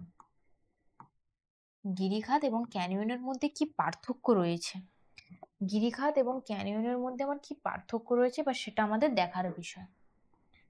আচ্ছা, ক্যানিয়ন কি হয়, অত্যন্ত গভীর এবং সংকীর্ণ, কিন্তু গিরিখাত অতটা গভীর ও সংকীর্ণ হয় না। গিরিখাতও গভীর সংকীর্ণ হয় কিন্তু ক্যানিয়নের মতো নয়। তাহলে আমি এটা লিখবো যে ক্যানিয়নের চেয়ে ক্যানিয়নের চেয়ে কম গভীর, কম গভীর ও সংকীর্ণ, কম গভীর ও সংকীর্ণ। 2 নম্বরে এখানে ক্যানিয়ন কি হয়, ক্যানিয়ন অত্যন্ত গভীর ও সংকীর্ণ, ক্যানিয়ন অত্যন্ত গভীর ও সংকীর্ণ হয়, ক্যানিয়ন অত্যন্ত গভীর ও সংকীর্ণ, বোঝা গেল। আচ্ছা, গিরিখাতে কি হয়, স্রোতের বেগ, প্রবল বেগ হওয়ার কারণে এখানে পার্শ্বক্ষয় অপেক্ষা নিম্নক্ষয় বেশি হয়। এখানে কি হয়, জলস্রোত জলস্রোত প্রবল বেগে হওয়ায় এখানে পার্শ্বক্ষয় অপেক্ষা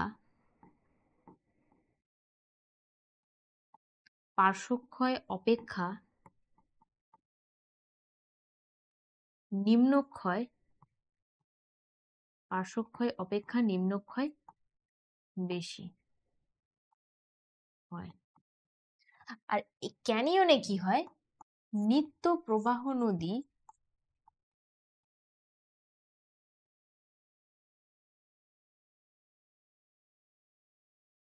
আচ্ছা নিত্য প্রবাহ নদী নিম্নক্ষয় করে, নিত্য প্রবাহ নদী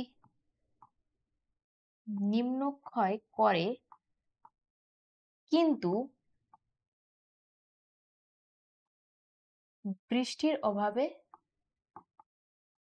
বৃষ্টির অভাবে পার্শ্বক্ষয় হয় না।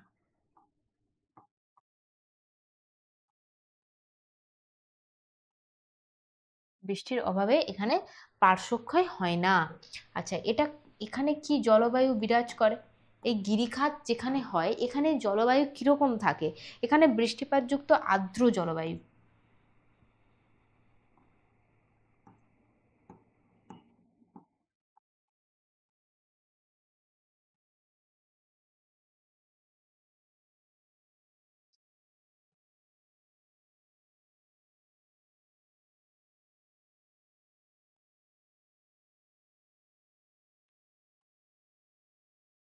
বৃষ্টিপাতযুক্ত আর্দ্র অঞ্চলে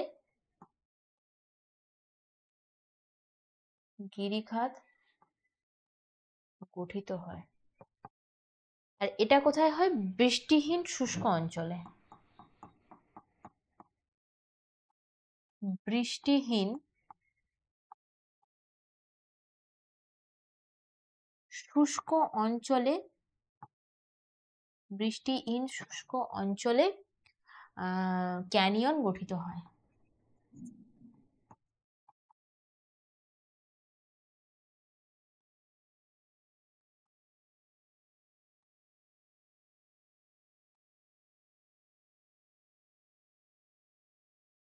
ঠিক আছে, এই হচ্ছে আমার গিরিখাত এবং ক্যানিয়নের মধ্যে পার্থক্য।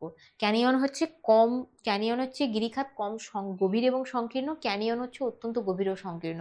আর গিরিখাতে কি হয়, জলস্রোতের বেগ অনেক বেশি হয়, তার ফলে কি হয়, পার্শ্বক্ষয় অপেক্ষা এখানে নিম্নক্ষয় অনেক বেশি হয়। আর নিত্যপ্রবাহ নদী নিম্নক্ষয় করে বলে এখানে বৃষ্টির অভাবে পার্শ্বক্ষয় হয় না। আর বৃষ্টিপাত যুক্ত আর্দ্র অঞ্চলে গিরিখাত হয়, আর এখানে ক্যানিয়ন হচ্ছে বৃষ্টিপাতহীন শুষ্ক অঞ্চলে ক্যানিয়ন ঘটে। ঠিক আছে। আচ্ছা, 4 নম্বরে পয়েন্ট কি রয়েছে, র্যাপিডস বা খরস্রোত। এখানে কি হয়, এখানে চলো ছবিটা একটু দেখা যাক। এখানে কি হয়, এখানে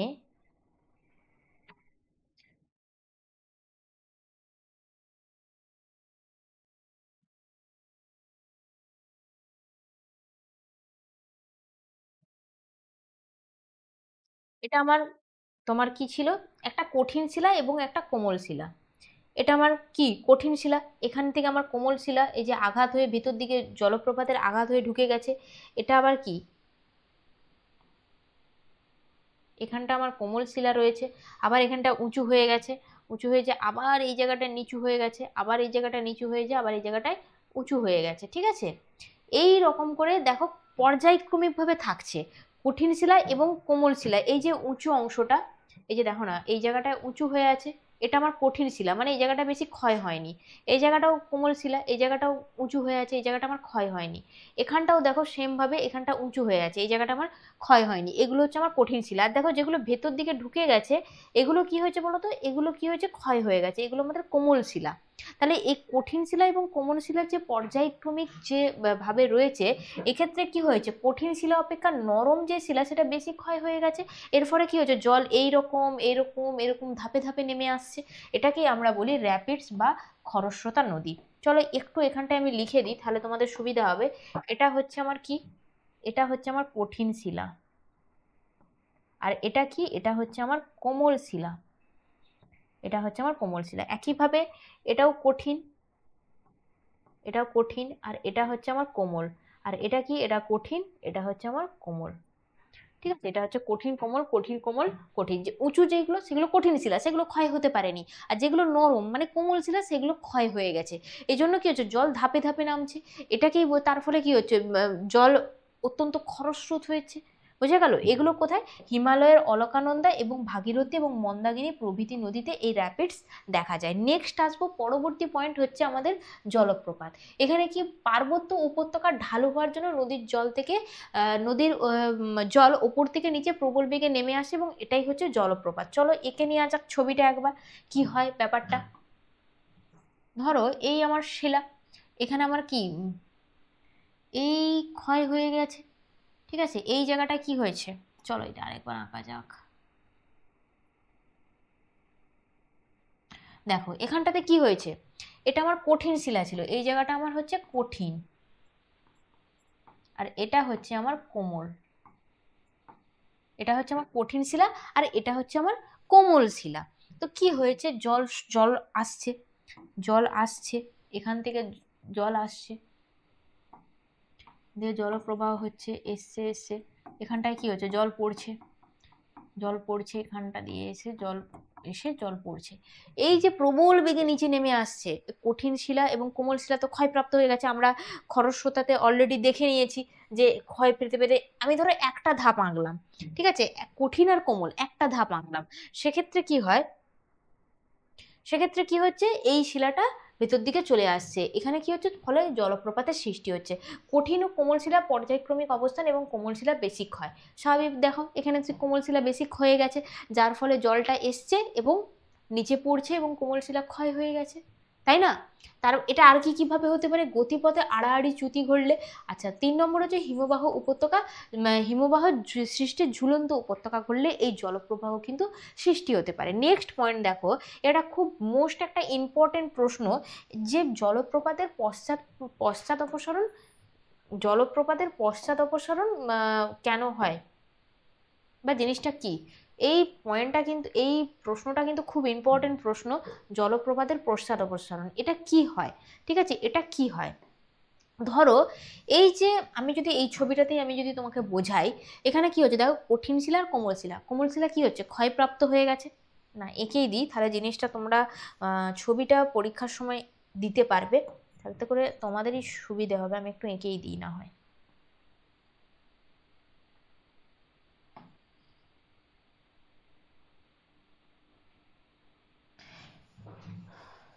এটা আমার কি ছিল, এটা ছিল আমার কঠিন। আমি এখানে ক লিখে দিলাম আর কোমলে কয়ে ওকার দিয়ে দিচ্ছি, ঠিক আছে। উপরেরটা না লিখেই দিই, এটা হচ্ছে আমার কঠিন আর এটা হচ্ছে আমার কোমল, ঠিক আছে, কঠিন আর কোমল। এখানে কি হচ্ছে, জলপ্রপাত এসছে, জলপ্রপাতে তো প্রচুর বেগ, ঠিক আছে, প্রচুর বেগ, সে আসছে আসছে এখানে জল পড়ছে, ঠিক আছে। এখানে পড়ে কি করেছে, জলপ্রপাত এসে এটা এক সময়, তুমি ভাবতে পারবে না কি হয়েছে ঘটনাটা, এটা এক সময় ছিল যেন কোথায়, এই জায়গাটাতে ছিল, এই কঠিন শিলাটা এখানে ছিল, ঠিক আছে। তখন জল এখান দিয়ে পড়িত, কিন্তু ক্ষইতে ক্ষইতে ক্ষইতে ক্ষইতে এটা কি করে জানো তো, এই যে সামনের যে অংশটা এটা ভেঙে গেছে, এটা পূর্ববর্তী পর্যায়, এটা হচ্ছে আমাদের পূর্ববর্তী পর্যায়, পূর্ববর্তী পর্যায়। এটা কি হয়েছে জানো তো, এটা ভেঙে গেছে, যার ফলে কি হয়েছে, এই কঠিন শিলা আস্তে আস্তে আস্তে আস্তে উৎসের দিকে এগিয়ে আসছে, কারণ ভেঙে গেছে। পরবর্তীকালে এখন এখান দিয়ে জল যাচ্ছে, পরবর্তীকালে এই অংশটা ভেঙে যাবে, বুঝে গেল, পরবর্তীকালে এই অংশটা ভেঙে যাবে, এই অংশটা ধরো ভেঙে যাবে, তাহলে কি হচ্ছে, জলপ্রবাহ কি হচ্ছে, ধীরে ধীরে ধীরে ধীরে উৎসের দিকে আসছে। এই জন্যই একে বলা হয়, এই কারণেই জলপ্রপাতের পশ্চাৎ অপসরণ ঘটে। দেখো জলপ্রপাতের জল যেখানে পড়ে সেখানে নরম শিলাস্তর অংশে বিশাল গর্তের সৃষ্টি হয়। তুমি পেয়েছো গর্ত, এই যে গর্ত, এই যে গর্ত, পেয়েছো গর্ত, তাহলে গর্তের সৃষ্টি হয়। ফলে কি হচ্ছে, ওপরের কঠিন শিলাস্তরটি ঝুলতে থাকে, কঠিন শিলাস্তর এই অংশটা একসময় ঝুলতে ছিল এবং একসময় তা কি হয়, ভেঙে যায়। এটা ঝুলছিল, ঝুলতে ঝুলতে একটা সময় পরে ভেঙে গেল, আবার এখান দিয়ে এখন জল যাচ্ছে, পরবর্তীকালে আবার এই অংশটা ঝুলতে থাকবে এবং এই অংশটা আস্তে আস্তে ভেঙে যাবে। যখন এটা আরও ডিপলি ভাবে ক্ষয় হয়ে যাবে তখন ওই অঞ্চলটা ভেঙে যাবে, ওই কঠিন শিলাটা আবার ভেঙে যাবে, ধীরে ধীরে ধীরে ধীরে কি করছে, উৎসের দিকে আছে, ফলে জলপ্রপাতটি নদীর উৎসের দিকে সরে যায়, জন্যই জলপ্রপাতের পশ্চাৎ অপসারণ ঘটে। ক্লিয়ার? এটা একটা খুব ইম্পর্টেন্ট প্রশ্ন, কিন্তু আমি একদম ওর সাথেই দেখিয়ে দিলাম। এরপরে আসবে প্রপাত কূপ। দেখো প্রপাত কূপে কি হয়, এই যে বিশালাকার যে এই যে হাঁড়ি, এই যে কূপটা সৃষ্টি হচ্ছে, এই যে অঞ্চলটা, এটাকেই কিন্তু আমরা বলি, আমি একটা ছবির ওপর দিয়ে বুঝিয়ে দিচ্ছি তাতে করে তোমাদেরই বুঝতে অসুবিধে, চলো একবার না হয় আমি এটাকে ক্লিন করে নিই, তাহলে সুবিধা হবে।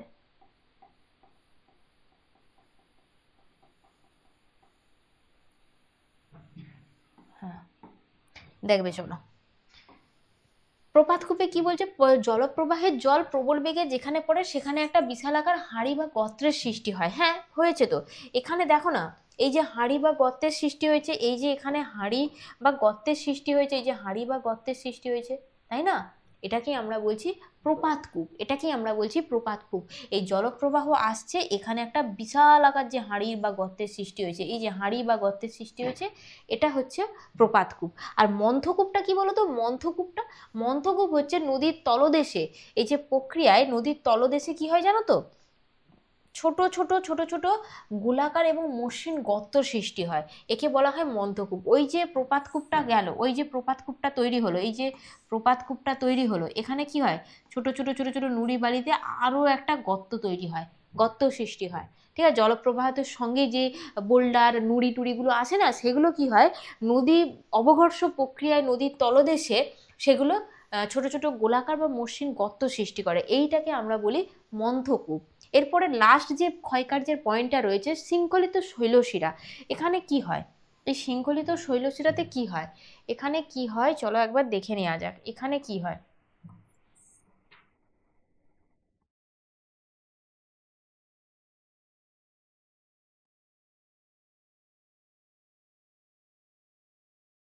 দেখো এখানে কি হয়, এগুলো ধরো শৈলশিরা, এগুলো এক একটা শৈলশিরা, আমার এই যে যেগুলো এক একটা শৈলশিরা, এখানে কি হয়, নদী এগুলো কি হয় যে বাধা পাচ্ছে, সে কি করছে, বাধা পাচ্ছে, তার সে ধরো এখান দিয়ে আসছে, এখানে বাধা পেয়ে গেল, তো বাধা পেয়ে গেলে সে আবার এখান, দাঁড়াও এক সেকেন্ড, এটাকে ধরো এখানে শেষ করতে হবে, নাহলে এটা আঁকা যাবে না।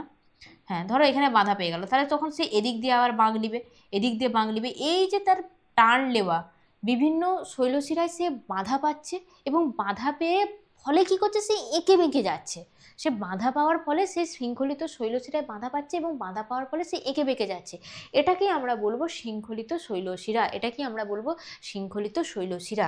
বোঝা গেল? এটা কোথায় হয়, এটা হয় উচ্চ গতিতে পার্বত্য অংশে শৈলশিরাকে এড়িয়ে যাওয়ার জন্য নদী এঁকে বেঁকে প্রবাহিত হয়। ক্লিয়ার? এই ছিল টোটাল আমাদের ক্ষয়কার্য প্রক্রিয়া। এরপরে আসবো নিম্ন এবং মধ্যগতিতে সঞ্চয় কার্যের প্রক্রিয়া। নিম্ন এবং মধ্যগতিতে কি করে নদী কাজ করে, এখানে তো বলেছে নদী কাজ করে, এখানে বাবা নদী কি কাজ করে, এখানে নদী বাবা কি কাজ করে, মধ্য এবং নিম্ন গতিতে নদী সবসময় কি কাজ করে বাবা, সঞ্চয় কাজ করে, নদীর সঞ্চয় কাজ করে, ঠিক আছে, মধ্য এবং নিম্ন গতিতে নদী সঞ্চয় কাজ করে। প্রথম পয়েন্ট দেখো কি বলেছে, পলল শঙ্কু ও পলল ব্যজনী। এখানে কি হয় ব্যাপারটা, নদীর যখন মধ্যগতি, মধ্যগতি মানে বোঝা যাচ্ছে তো, যেটা মাঝারি চওড়া, যখন আমি গতিগুলো দেখিয়েছিলাম একটা সংকীর্ণ, সেটা কিন্তু উচ্চ গতিতে হয়ে গেছে।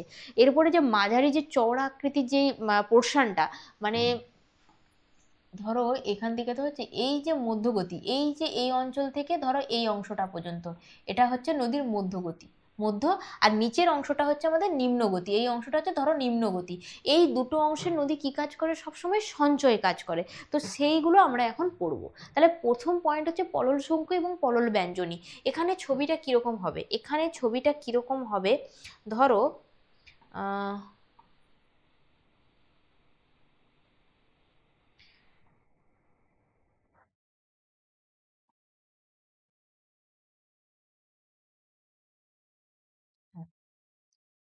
এই হচ্ছে আমার নদী, ঠিক আছে, এখানে কি হয়, একটা ত্রিভুজাকার শঙ্কুর মতো তৈরি হয়।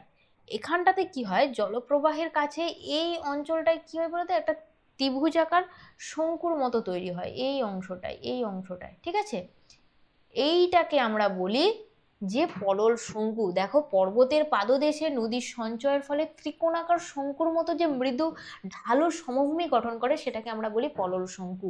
এই অংশটাকে আমরা বলবো কি, এই অংশটা হচ্ছে আমাদের পলল শঙ্কু, এটা হচ্ছে আমাদের পলল শঙ্কু।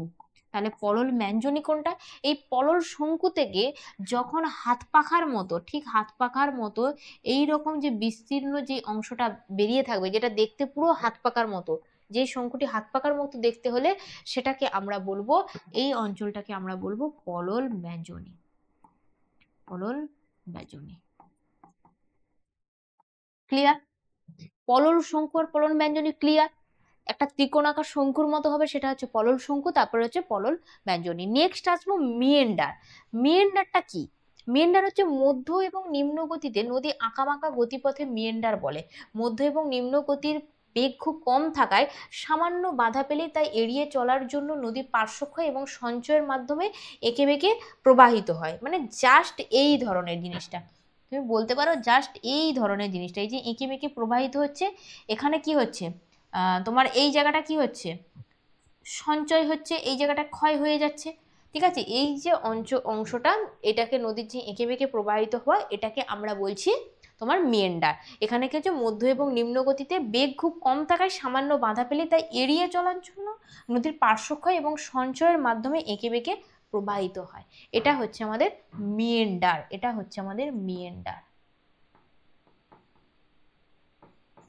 ঠিক আছে। চলো নেক্সট, নেক্সট আসছি পরবর্তী পয়েন্ট আমাদের রয়েছে অশ্বক্ষুরাকৃতিক হ্রদ।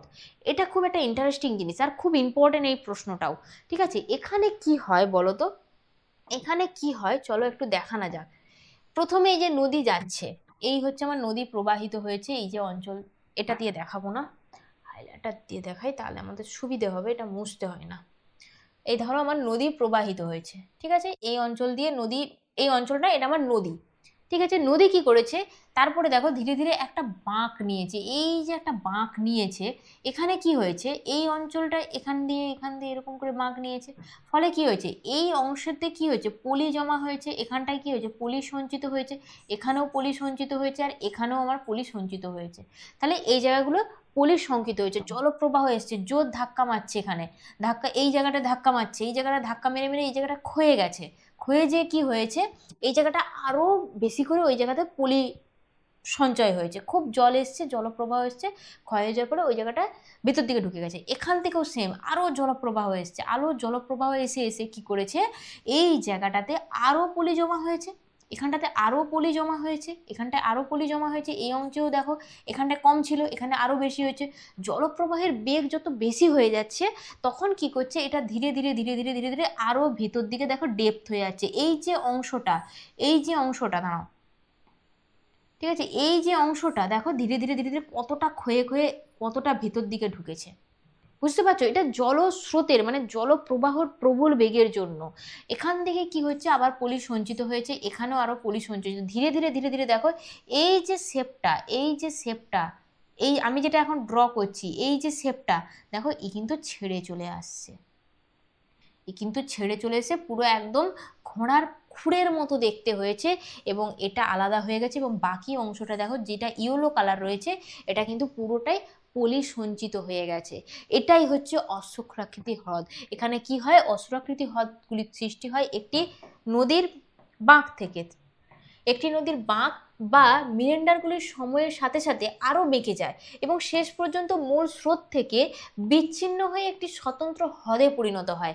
এই দেখো মূল স্রোত এখান দিয়ে ছিল, এখান দিয়ে ছিল, সে মূল স্রোতের সাথে যেতে যেতে যেতে বিচ্ছিন্ন হয়ে গেল, এই অংশটা পুরো এই অংশটা কি হয়ে গেল, বিচ্ছিন্ন হয়ে গেল, দেখো একটা আলাদা হয়ে গেল, একটা আলাদা হয়ে গেল, তাই না, একটা আলাদা হয়ে গেল, স্বতন্ত্র হ্রদে পরিণত হয়ে গেল, এবং যেটা দেখতে অনেকটা ঘোড়ার খুরের মতো, তাই এর নাম অশ্বক্ষুরাকৃতি হ্রদ। এই প্রক্রিয়াটি ঘটে কারণ নদীর নিম্ন গতিতে বাঁকগুলো অবতল দিকে ক্ষয়, অবতল দিকে মানে এই অংশটায় দেখো, এই অংশটায় যে ক্ষয় হয়েছে, এই অংশটা কি হয়েছে, এই অঞ্চলটায় কি হয়েছে, ক্ষয় হয়েছে, আর উত্তল দিকে কি হয়েছে, এই অঞ্চলটা পলি জমা হয়েছে, এখানটায় পলি জমা হয়েছে, ক্লিয়ার, উপরের দিকে ক্ষয় হচ্ছে তার ফলে এইখানে পলি জমা হচ্ছে, এই অঞ্চলটা অবতল দিকে ক্ষয় হচ্ছে তার ফলে এই অঞ্চলে পলি জমা হচ্ছে, ক্লিয়ার। তো উত্তল দিকে পলি সঞ্চয়ের কারণে বাঁকগুলো আরো বেশি আঁকাবাঁকা হয়। বোঝা গেল, বোঝা গেল, এই ছবিটা খুব সুন্দর দেয়া রয়েছে, তোমরা অবশ্যই অশ্বকৃতি হ্রদ করলে যদি এটা পরীক্ষায় পড়ে তোমরা এই ছবিটাই আঁকবে, আমি বলবো তোমরা এই ছবিটাই আঁকবে, এরকম 4টে স্টেপে ভাগ করে আঁকবে, খুব সুন্দর। বোঝা গেল, চলো নেক্সট, নেক্সট আসছি নদী চর এবং নদী দ্বীপ। এক্ষেত্রে কি হয়, ধরো এই আমার নদী প্রবাহ হচ্ছে, আমার নদী যাচ্ছে, নদী যাচ্ছে, ঠিক আছে, এখানে কি হয় বলো তো, ছোট ছোট ছোট ছোট পলি সঞ্চিত হয়ে নদী দ্বীপ গঠিত হয়ে যায়, ছোট ছোট পলি সঞ্চিত হয়ে যে নদীর দ্বীপ গঠিত হয়ে যায়, এটাকে আমরা বলি নদী চর, এটাকে আমরা বলি নদী চর, যেখানটা এই যে দ্বীপটা গঠন হয়েছে এটাকে ছোট, সেজন্য এটাকে বলা হয় যে যে পলি সঞ্চিত হয়ে তৈরি হয় নদী চর, আর এই নদী চর যখন আরো বেশি করে পলি সঞ্চিত হয়ে যায় তখন সেটা হয়ে যায় নদী দ্বীপ। ধরো এই যে এই অংশটা আমার নদী দ্বীপ, এই অংশটা আমার নদী দ্বীপ, অনেকটা অংশ পলি জমা হয়ে গেছে এবং এটা নদী দ্বীপ হয়ে গেছে, এই অঞ্চলটা হচ্ছে আমার নদী দ্বীপ, ক্লিয়ার, এটা হচ্ছে আমার নদীদ্বীপ, আর ছোটটা হচ্ছে নদীচর। নেক্সট আসো প্লাবনভূমি, নেক্সট আসো প্লাবনভূমি, প্লাবনভূমি কি রয়েছে, প্লাবনভূমি কি রয়েছে, যেটা প্লাবিত অঞ্চল, ঠিক আছে, নদীর জল বাড়লে বা বন্যার সময় নদীর দুকুল ছাপিয়ে জল বন্যার সৃষ্টি করে, বারংবার বন্যার ফলে নদীর দুপাশে প্লাবিত অঞ্চলে পলি সঞ্চিত হয়ে তৈরি হয় সমভূমি, এটাকে আমরা বলি প্লাবনভূমি। যেমন ধরো আমি যদি ছবিটা আঁকি তো কি হচ্ছে বলো তো, ধরো এখান দিয়ে আমার নদী গেছে, এই ধরো এই পাশ দিয়ে আমার নদী গেছে, ঠিক আছে, এখান দিয়ে আমার নদী গেছে, এই যে দুটো অঞ্চল, দুটো সাইডের যে এই অঞ্চল, এই ধরো এই দুটো দুটো এলাকায় কিন্তু বন্যা হয়, ঠিক আছে, দুটো এলাকায় বন্যা হয়, এই যে অঞ্চলটা, এই অঞ্চলটা ধরো এখান পর্যন্ত সাপোজ ধরো জল এসেছে, এখান পর্যন্ত বন্যার জল এসেছে, এই অঞ্চলটা হচ্ছে আমার প্লাবনভূমি, এই অঞ্চলটা হচ্ছে প্লাবনভূমি। আর নদীর দুধারে, নদীর দুই পাড়ে মানে দুই পাড়ে জাস্ট একদম গা বেয়ে যখন একটা পলি, উঁচু পলি জমাট বাঁধে, বন্যার ফলেই হয় এটা মূলত, এই যে একদম ধারে ধারে একটা উঁচু পলি জমাট বেঁধে যায়, এটাকে আমরা কি বলে বলতো স্বাভাবিক বাঁধ। এই যে দেখো প্লাবনভূমি গড়ে ওঠে, স্বাভাবিক বাঁধ, অশ্বকৃতি হ্রদ ইত্যাদি। পরের পয়েন্টই রয়েছে দেখো না, স্বাভাবিক, স্বাভাবিক বাঁধ, এখানে কি হয় বন্যার ফলে পলি সঞ্চিত হয়ে নদীর দুধারে বাঁধের মতো উঁচু উঁচু যে ভূমিরূপ সৃষ্টি হয় সেটাকে আমরা বলি স্বাভাবিক, সাত নয় বাবা, স্বাভাবিক বাঁধ, ঠিক আছে, সেটা হচ্ছে স্বাভাবিক বাঁধ। এই যে হলুদ কালি দিয়ে আমি যেটা দেখিয়েছি এখানে, এটা হচ্ছে স্বাভাবিক বাঁধ, এবং যে এলাকা পর্যন্ত বন্যার জল মানে নদীর যখন জল ছাপিয়ে যায়, যে এলাকা পর্যন্ত ডুবে থাকে সেটাকে আমরা বলি প্লাবনভূমি, ক্লিয়ার। চলো নেক্সট, নেক্সট আসছি পরবর্তী আমাদের রয়েছে খাঁড়ি। খাঁড়িটা কি, নদী যখন মোহনায় এসে মেশে তখন একটা চওড়া আকৃতির হয়ে যায়, ধরো এই আমার নদী আসছে, নদী আসছে এখান দিয়ে এখান দিয়ে এসে এসে নদী যখন এই রকম একটা ফানেল আকৃতির হয়ে যায়, ঠিক আছে, এই রকম একটা ফানেল আকৃতির হয়ে যায়, এটাকে আমরা বলি খাঁড়ি, এটাকে আমরা বলি খাঁড়ি, বোঝা গেল, এটাকে আমরা বলি খাঁড়ি, এই অঞ্চলটা হচ্ছে মোহনাকে আমরা বলি খাঁড়ি। নেক্সট দেখো বদ্বীপ, বদ্বীপ কি হচ্ছে, নদীর দীর্ঘদিন মোহনায় আর কি দীর্ঘদিন ধরে পলি জমে জমে যে আকৃতির ভূমিরূপ তৈরি হয় সেটাকে আমরা বলি বদ্বীপ। কিন্তু বদ্বীপ 4 প্রকার রয়েছে, কি কি রয়েছে আমরা একটু লিখে নিই। বদ্বীপ রয়েছে আমাদের 4 প্রকার, কি কি রয়েছে? প্রথম যেটা রয়েছে আমাদের বদ্বীপ হচ্ছে 4 প্রকার। 1 নম্বর হচ্ছে ধনুকাকৃতির, ধনুকাকৃতি, ধনুকাকৃতির বদ্বীপ। 2 নম্বর হচ্ছে পাখির পায়ের মতো বদ্বীপ, পাখির পায়ের মতো বদ্বীপ, পাখির পায়ের মতো।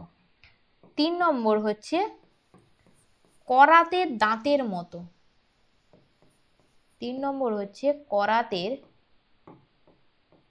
দাঁতের মতো। 4 নম্বর হচ্ছে খাঁড়ির বদ্বীপ, খাঁড়ির বদ্বীপ। আচ্ছা, যদি বলি ধনুক আকৃতির বদ্বীপ, এটা কোথায় দেখা যায়? এটা দেখা যায় আমাদের মেনলি গঙ্গা আর হচ্ছে ব্রহ্মপুত্র, এই বা নীল, ঠিক আছে, এই নদীগুলোয় এই ধনুক আকৃতির বদ্বীপ দেখা যায়। পাখির পায়ের মতো বদ্বীপ, এটা হচ্ছে মিসিসিপি মিসৌরি, মিসিসিপি মিসৌরিতে দেখা যায়।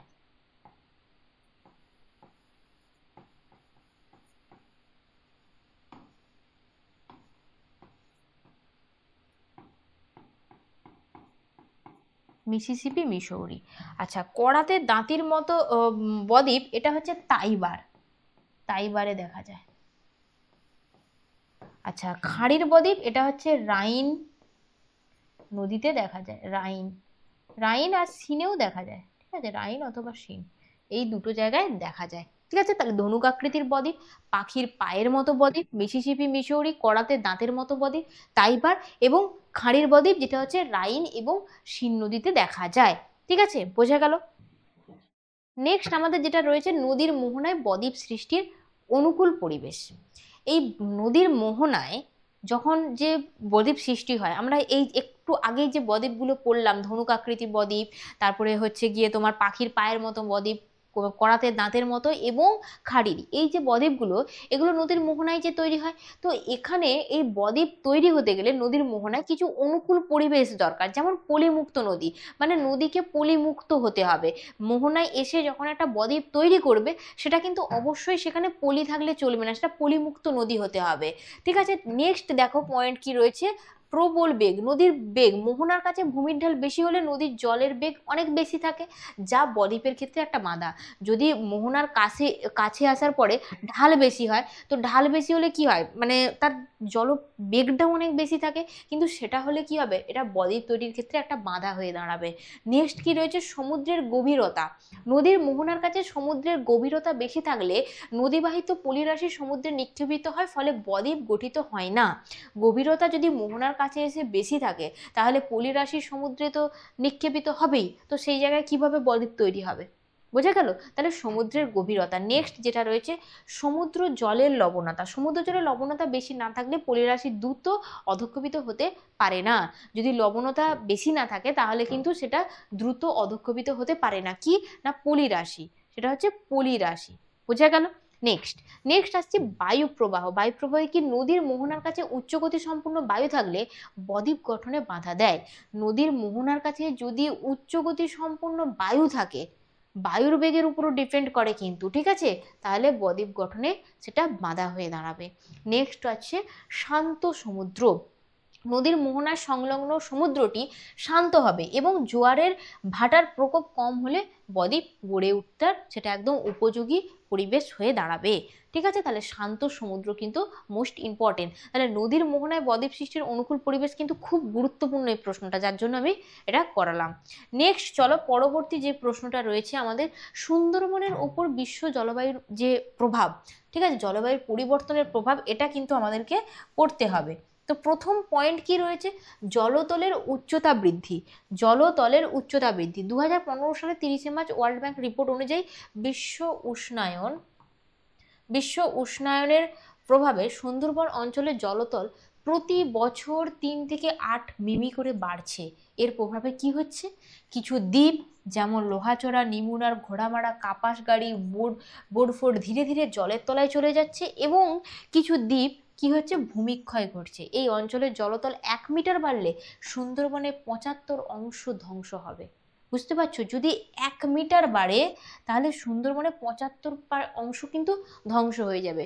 এই জন্য জলতলের উচ্চতা বৃদ্ধি খুব ইম্পর্টেন্ট একটা পয়েন্ট, যেটা প্রথমেই লেখা রয়েছে এবং প্রথমে তোমাকেও লেখাটা উচিত। নেক্সট কি রয়েছে, ঘূর্ণিঝড়। এই যে ঘূর্ণিঝড় এত হচ্ছে, তার সমস্ত ল্যান্ডফল দেখবে সুন্দরবনে হয়।